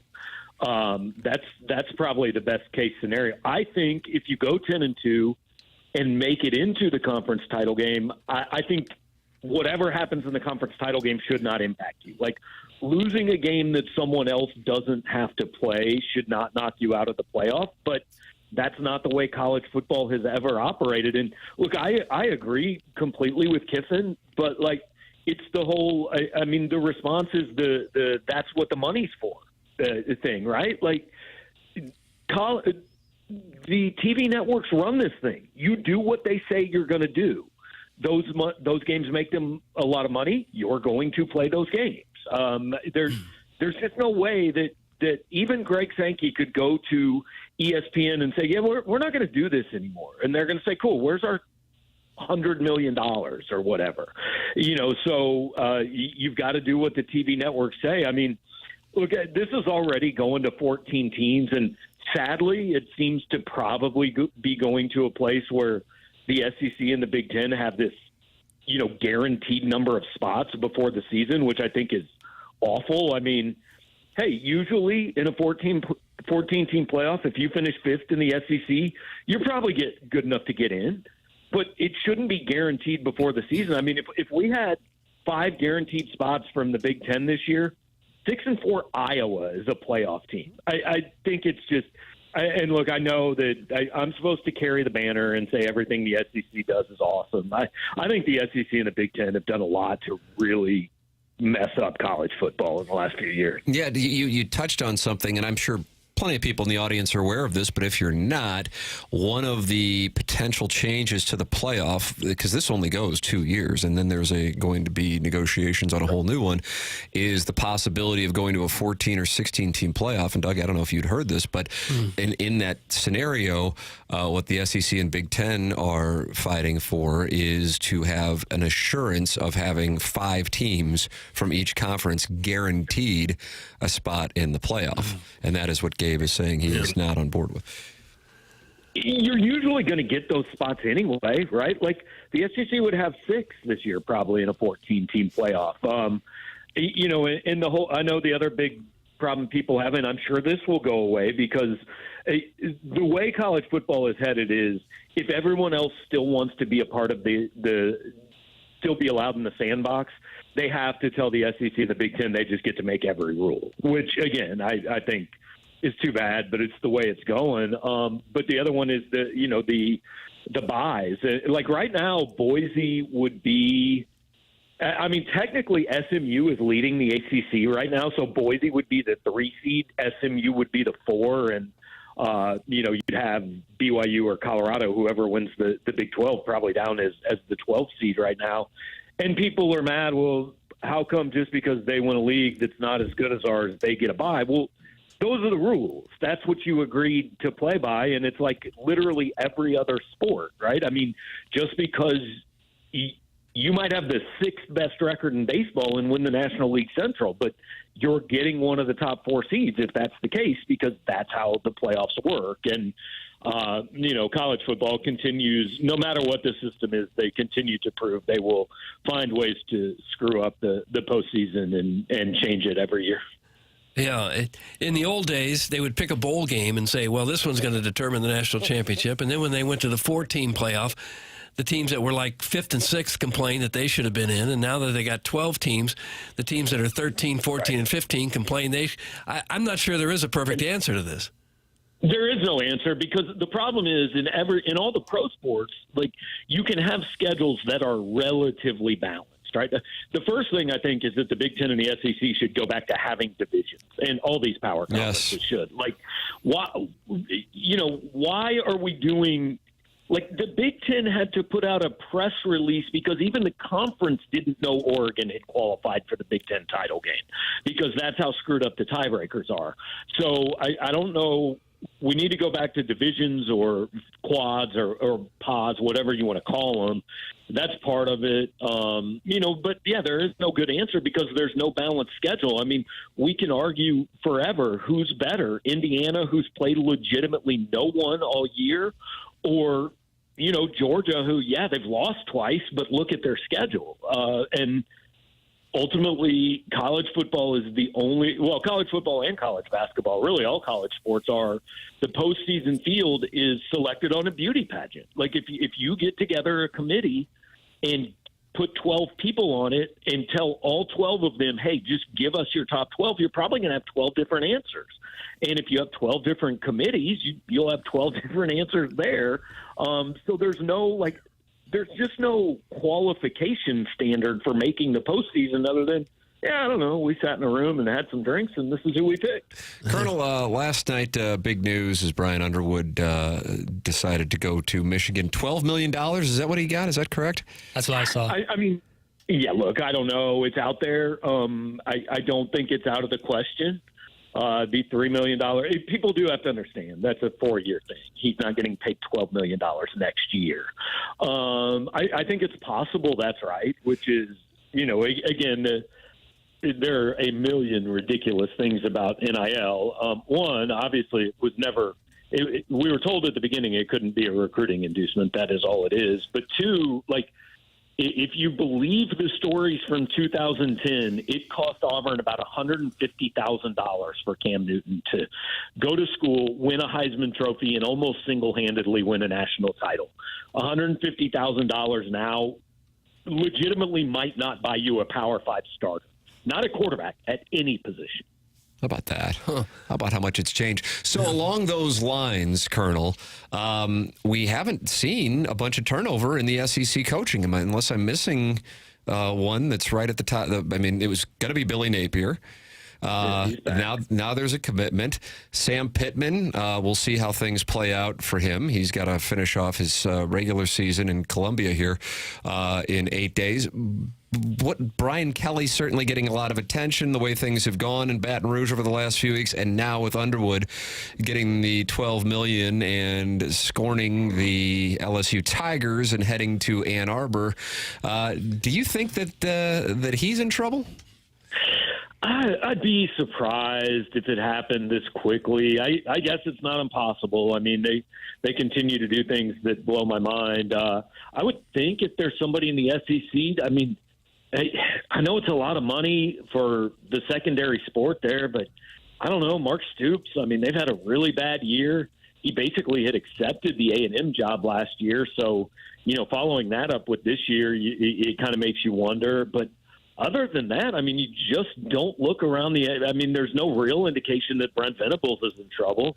He got an extension before the season. So there's just no logical candidate where you think, outside of Stoops and I guess theoretically Kelly, that you think they're in trouble.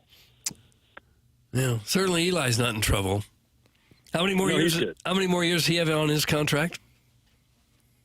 Didn't mean to. 5, somewhere in that range, 4 or 5. Yeah, and there's no big schools going to knock his door down at this point, are there?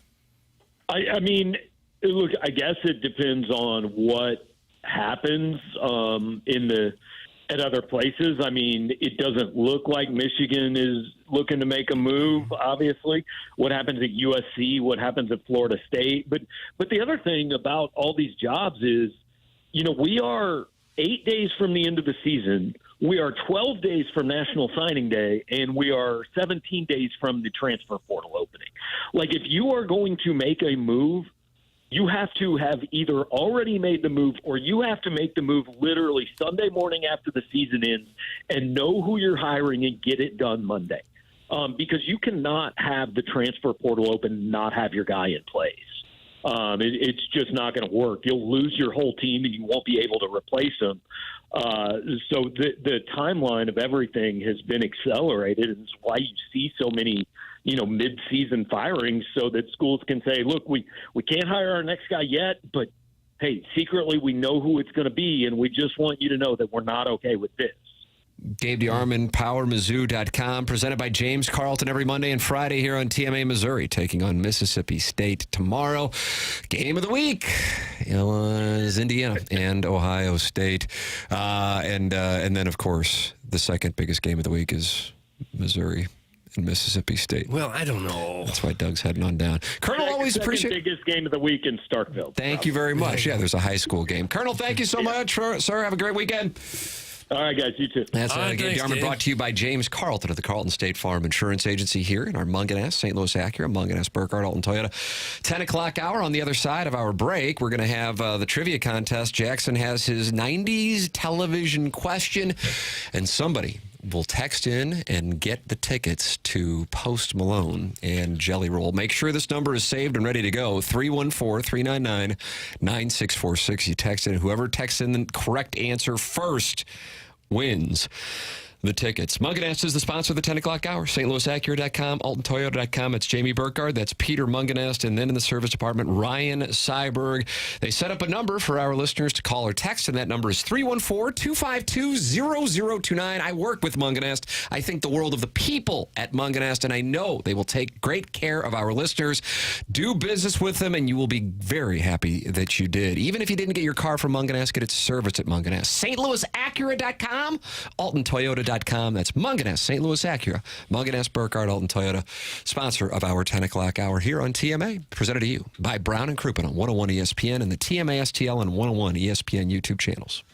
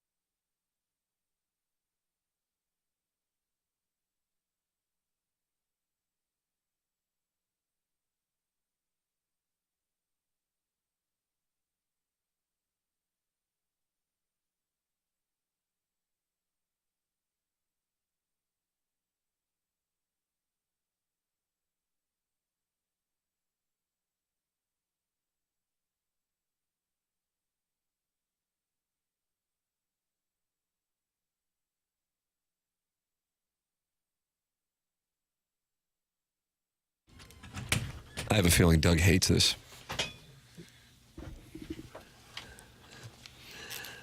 How's it treating you? It's not horrible. At least it's music. All right. Well, that's who we're giving tickets away to right here. Okay. Ladies and gentlemen, you're listening to TMA 101 ESPN. Tim McKernan, Doug Vaughn, Chairman Kurt, sitting in for Martin Kilcoyne, who has a thing. And Jackson Burkett is about to ask you a trivia question in which we welcome you to text in your answer. And if you are the first one to text in the correct answer, you win 2 tickets to Post Malone and Jelly Roll, May 13th at Busch Stadium. It is the Munganess St. Louis Acura, Munganess, Burkhardt, Alton Toyota, 10 o'clock hour on TMA, which is presented to you by Brown and Crouppen. Get your text inbox text ready. 314-399-9646. 946. Doug, take a look at the text inbox now because we won't have access to it for the next half hour. The texts are going to come flying in. Ladies and gentlemen, it is my honor, nay duty, to present to you from Ladue, Horton Watkins, class of 2016, Jackson Burkett.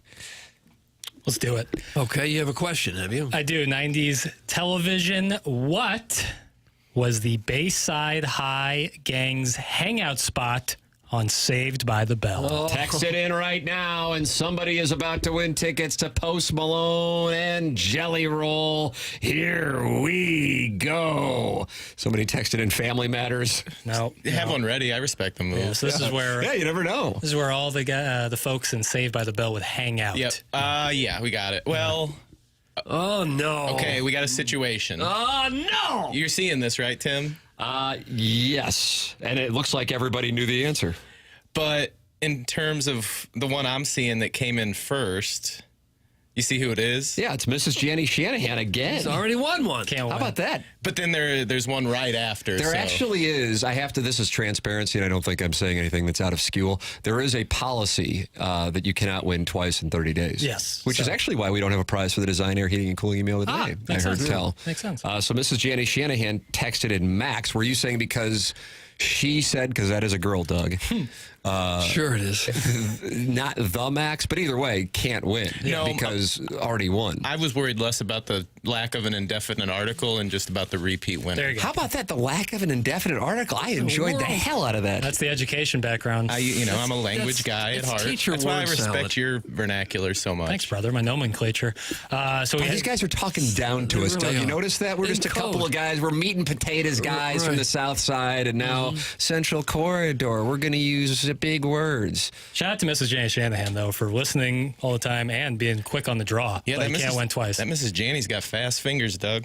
All right, beautiful. Thank you, Chairman. Okay. So we have a winner. The Max is the correct answer. The Max is the correct answer. Max. Do you feel like that was kind of like a 3-foot putt, just a little too easy?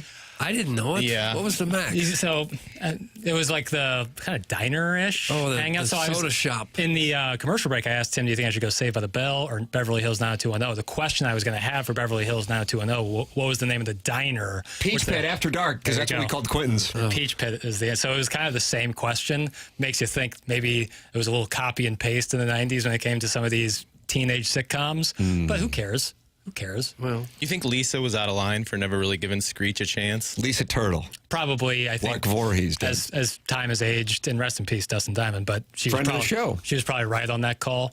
Mario Lopez, though, probably the biggest career post Saved by the Bell out of everybody on that show. I don't even know why I'm saying probably. 100% is. Yeah, he's still doing things. He's doing daytime TV. Yeah. He's hosting different events. You see who's hosting the Oscars, by the way? No, who? Conan O'Brien. Oh, is he really? Yeah. That's a big W. We were talking late night TV with Jason Kelsey. The people my age love Conan O'Brien. Is that right? Love Conan O'Brien. He did a Hot Ones interview with Sean Evans a year ago or so. Outstanding. Doug, Sean Evans went out with Melissa Stratton. Did you know that? No, of course I He's didn't a know great that. interviewer. I fully recommend watching Hot Ones. And I've seen a few of them. Sydney Sweeney. Yeah. Did you watch the Conan one? I have watched the Conan one. I feel like Hilarious. another one as well. Post Malone's been on Hot Ones. Posty. Well, we just gave away the tickets. Congratulations to whichever The person. 573. 573 has won. 573. And now we're just getting the Max sent in thousands of times over. But that's the deal. The text inbox is active, and congratulations to the 573 for winning. We've got an article in ESPN regarding the Cardinals in the most likely trade, and there's some detail here with a specific trade for the Cardinals. This was just posted on ESPN. We'll have that for you. We also have the Design, Air, Heating, and Cooling email today coming up at about 10:45, the morning after at InsideSTL.com. Send yours in. Only 4 more in the month of November. JV golf coach is leading the standings over Buck Swope. JV golf coach with 6 wins, Buck Swope with 5. Compete against the greats on TMA, the Design, Air, Heating, and Cooling email today. This is the morning after, presented to you by Brown and Crouppen on 101 ESPN.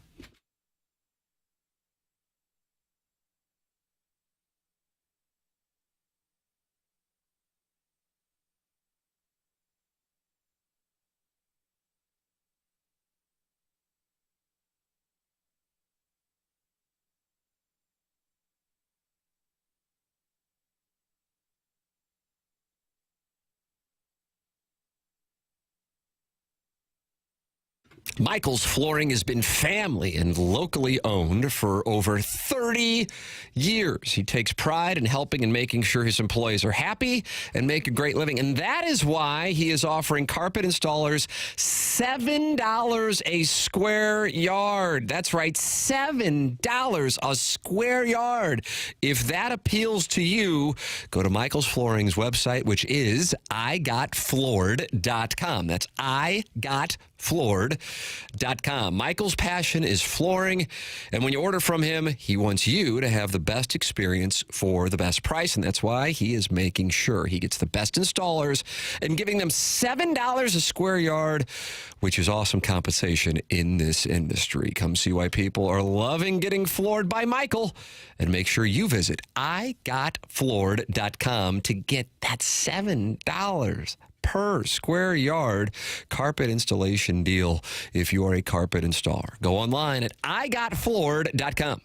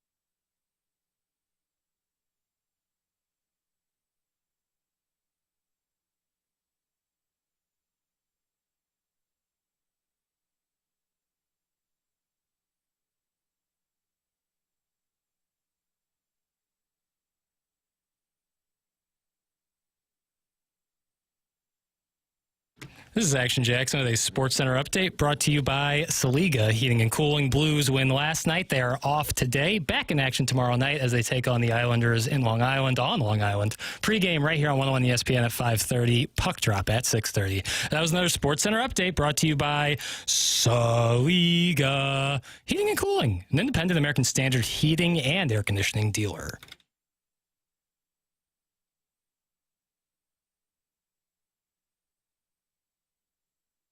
Welcome back. This is the Morning After, 101 ESPN. Design, Air, Heating, and Cooling email today coming up in a matter of moments. If you missed the program today, joined by Joey Vitale in our Fisher Window and Door Story at 8 o'clock hour, and by the Colonel, Gabriel Petey-Armand, talking college football here in our Munganess St. Louis Acura, Munganess Burkhardt Alton Toyota at 10 o'clock hour. Doug and I read. Okay.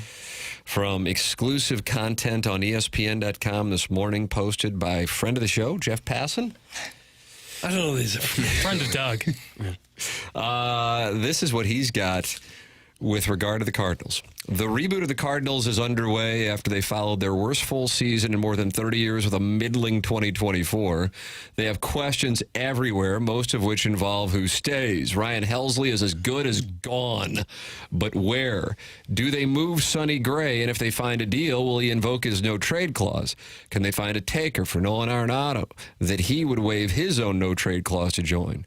Would they deal Eric Fetty or Nolan Gorman, perhaps Jordan Walker?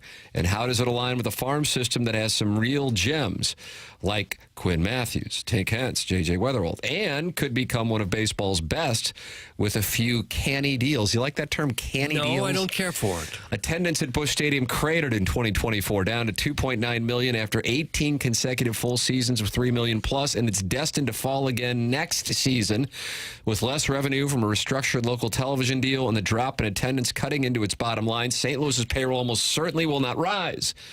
With that being the case, the prospect of the Cardinals competing in 25, even in a winnable NL Central, is suspect to do so. The Cardinals would need to pull off a complicated balancing act of moving some veteran talent while also acquiring players on cost-effective contracts and free agency and integrating prospects into the big league roster.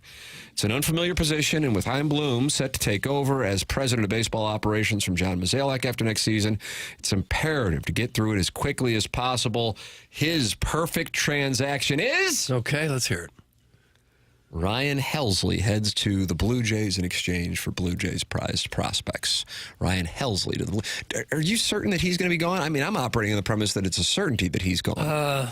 Well, I'm not certain. You wonder, what did he have, 49 saves last year? How about I give you 5-1 on your Monday? Well, I'm just not certain about it. Where would they have been last year without him? Well, who cares? They didn't make the playoffs. Yeah, but I'm at least. You can't say who cares. We won 83 games. If we'd won 65, that would have been okay. That would have been better. No, I mean, no. Better. But if it's going to lead to a more prosperous future, I'm not even saying they shouldn't trade him. Sure. I'm just saying, where would they have been last year without him? Yeah. If they had blown 9 or 10 of those saves that he shut down, they'd have been in really desperate shape. Let me introduce you to John King. The man who was underutilized all year. You really like this John King. What's going on with John King in you? He's a ball player is what he is. Fair enough. Okay. Well, if you could get a true prize, everyone says their prospects are prized. Everyone's prospects are prized until they get here. I clipped that off. The morning after, 7 a.m. to 11 a.m. We don't hold any rights. That was a legit sports drop. Yeah, I like that. All right, ladies and gentlemen, the Design Air Heating and Cooling email today is coming up. Design Air is online at designair.com. I'm a client. Doug's a client. Martin's a client. Why don't you become a client as well? It's colder and getting colder, unfortunately. Been super windy the last few days in the St. Louis area. It's fine. It's November 22nd. I mean, what else are you going to do? We had a nice run. But you want to make sure everything's firing on all cylinders because, Doug, a week from today, we have a low of 22 and a high of 32, and it's going to be sunny. Stop. I hate it. High of what? 22? Low of 22, high of 32. Well, meteorological winter starts first day of December. So, I mean, it shouldn't surprise us too much. You got to make sure your heaters are ready to go, and that's where you go to Seth Goldcamp and DesignAir.com, the longest-running sponsor on TMA. It's Design Air, sponsor of our email today. Coming up next here on the Morning After 101 ESPN.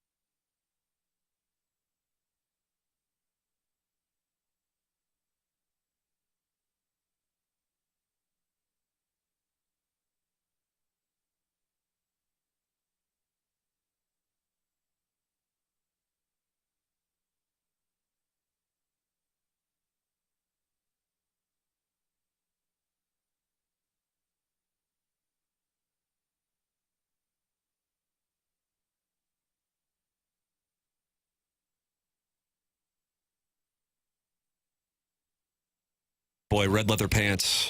Think about it, Doug. All right. I don't own any red leather pants. I don't know if I believe that. TMA, it's presented to you by Brown and Crouppen. There's a hole in my wardrobe. Wear them down in Nashville this weekend. I might. Up Get and down some action. Broadway. Yeah, there you go. Ladies and gentlemen, BK and Ferrari are coming up at the top of the hour. It is now time for the Design Air Heating and Cooling Email of the Day. Ow! Let the record show. I figured I couldn't win again today. Just wanted to flex my useless trivia mind. Shout out to the douche that texted in Wednesday saying they should have won the tickets Tuesday and there's no way someone beat them. Smell my fastest finger, bud? That's from Mrs. Janny Shanahan, who won the tickets on Tuesday and would have won again today, but realizes that she was not eligible. Mrs. Janny Shanahan. What's your fastest finger? Clip that off. I think Tim told you a couple days ago you want to find out.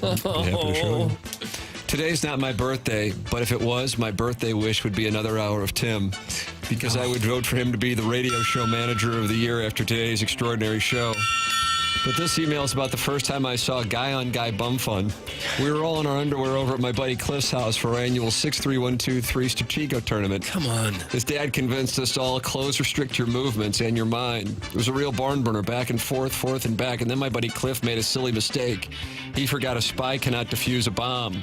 When he lost, he knew what was at stake. We all did. The host's father was the prize. Oh, gosh. Only a minor can defuse a bomb in Stratego. Everyone knows that. Stratego. And what a prize he was. Mr. McCarthy was a big old guy. Kind of a Sebastian Cabot thing going on. Sebastian Cabot. Yeah. Is that Mr. Belvedere? Oh, weird poll. No, Sebastian Cabot was in the one with Buffy and Jody, Family Affair. Goes way back. He was the butler in Family Affair. Mr. Belvedere. A different guy. That was Bob Uecker, wasn't it? He wasn't the butler. Nice show. But he was in Belvedere. He right? was. Mr. Belvedere. Just go to Nashville. Cliff tried to warn his sleeping father. He yelled out, "Wolf, wolf!" There you go. But it was too late. My buddy Butchie was already taking a victory tour. Oh. An extended tour of duty inside Mr. Sullivan's keister. What in the world? I'm in the filtered file, right? Yeah, that's the right file. Can't let everything get through. That's from Justin. His last name's Hizaz. Justin Hizas. Hey guys, this is a heterosexual public service announcement about the health of my butt. Oh. Today I had my quarterly proctologist appointment. The doctor told me that he... These are quarterly? Quarterly. You gotta stay on top of these things. It's true. Well, polyps. It becomes recreational if it's more than once a year. The doctor told me that we need to get my hemorrhoid situation under control. This is my 6th banding procedure, so I know what to expect. Lucky for me, the Planned Parenthood, which is literally across the street, had protesters again. They were out in force today. Listen up, brother. If you had the choice between daily applications of ointment with your index finger, crab walking like Prod Joe after a quote-unquote night at the gym, or banding a hemorrhoid, I'll take the hemorrhoid banding all day. A life without white pant is not a life worth living. In summary, like the wise Olivia Moss Bradley once said, 6 up, 6 down. I'll be back again in 3 months to strangle the life out of these annoying little twerps. This holiday season, give thanks and fiber. That's from the Kansas City Gray Sexual. Kansas City Gray Sexual. What time is it? Due time, baby. Yes, sir. After being down on himself yesterday, Jackie Boy had a big bounce-back show today. His dossier was so strong that I actually doffed my cap toward my car radio like a self-righteous Cardinal fan, saluting Paul Skeens after 6 1/3 scoreless innings at Busch Stadium. You guys really have come a long way in the past 20 years. I vividly remember the time those kids disrupted your whole show when their walkie-talkies interfered with your low-wattage AM signal. And now you're on FM talking about big boy topics like monogram shawls. Bravo! In the old days, TMA used to spend entire segments breaking down a golf ball's single oscillation because an elderly man left a putt 50 feet short. And let's not forget the brilliant recurring sketches and bits that made you guys legends on HD2, like your scheduled weekly argument between 2 senior citizens competing in the Fantasy Sports Showdown. One angry old man would create a lineup of good ball strikers, while another different angry old man would randomly pick names out of a box, and the Commodores played in the background as they tried not to kill each other. And then on Monday, those same cranky old men would rehash every painstaking painstaking detail that argument as they came to the sad realization that their ineptitude actually costed charity money. Memories. That's from the JV golf coach. JV golf coach. And finally, sup caller Jen. Sup, Tim. For the record, I would favor the Baldwin Beer Bitch over caller Jen for the listener of the year, but caller Jen's stock rises with each call, so don't be a stranger. It was great having Frank Opinion back yesterday, like Jordan wearing the 4-5 on the latest edition of your 590 survival show where you roast the mumbling buffoon who was somehow put in charge by the boot guy. Just great to hear Frank busting balls and telling stories. Plus, it's an opportunity to revisit that time Frank read Dotem's filthy boy whore email. Oh, Libby Jack didn't clip that off in advance despite knowing who the mystery guest was? Nice show, prep ass! But surely during the last 18 minutes that Frank's been on the air, he's been able to get it queued up. No? Okay, no worries. Frank's great at killing time. Oh, he's going to bust out the Asian waiter impression like he's Mickey Rooney playing Mr. Uniyoshi in 1961's Breakfast at Tiffany's. Time to take a break. Nope, we can't because 22 minutes into this call, we're still waiting on that audio. We keep teasing of Frank reading Dotem's email that Libby Jack apparently left in his other dossier. No worries. Frank can kill another 10 minutes telling a joke that won't get us canceled while over-explaining the rules of golf before we finally get to the filthy boy whore clip, then grind through 4 commercial breaks in 25 minutes. In all seriousness, the dysfunction led to great radio, and Libby Jack is a beautiful baby who bounced back today by recycling some wonderfully awkward post-game press conference clips. Enjoy your NBA Cup and do whatever it is you do that makes you sit funny, butt jokes, tee-hee, buck swope. And that's what we have for the Design Air Heating and Cooling email today. Doug, what you got? Buck swope.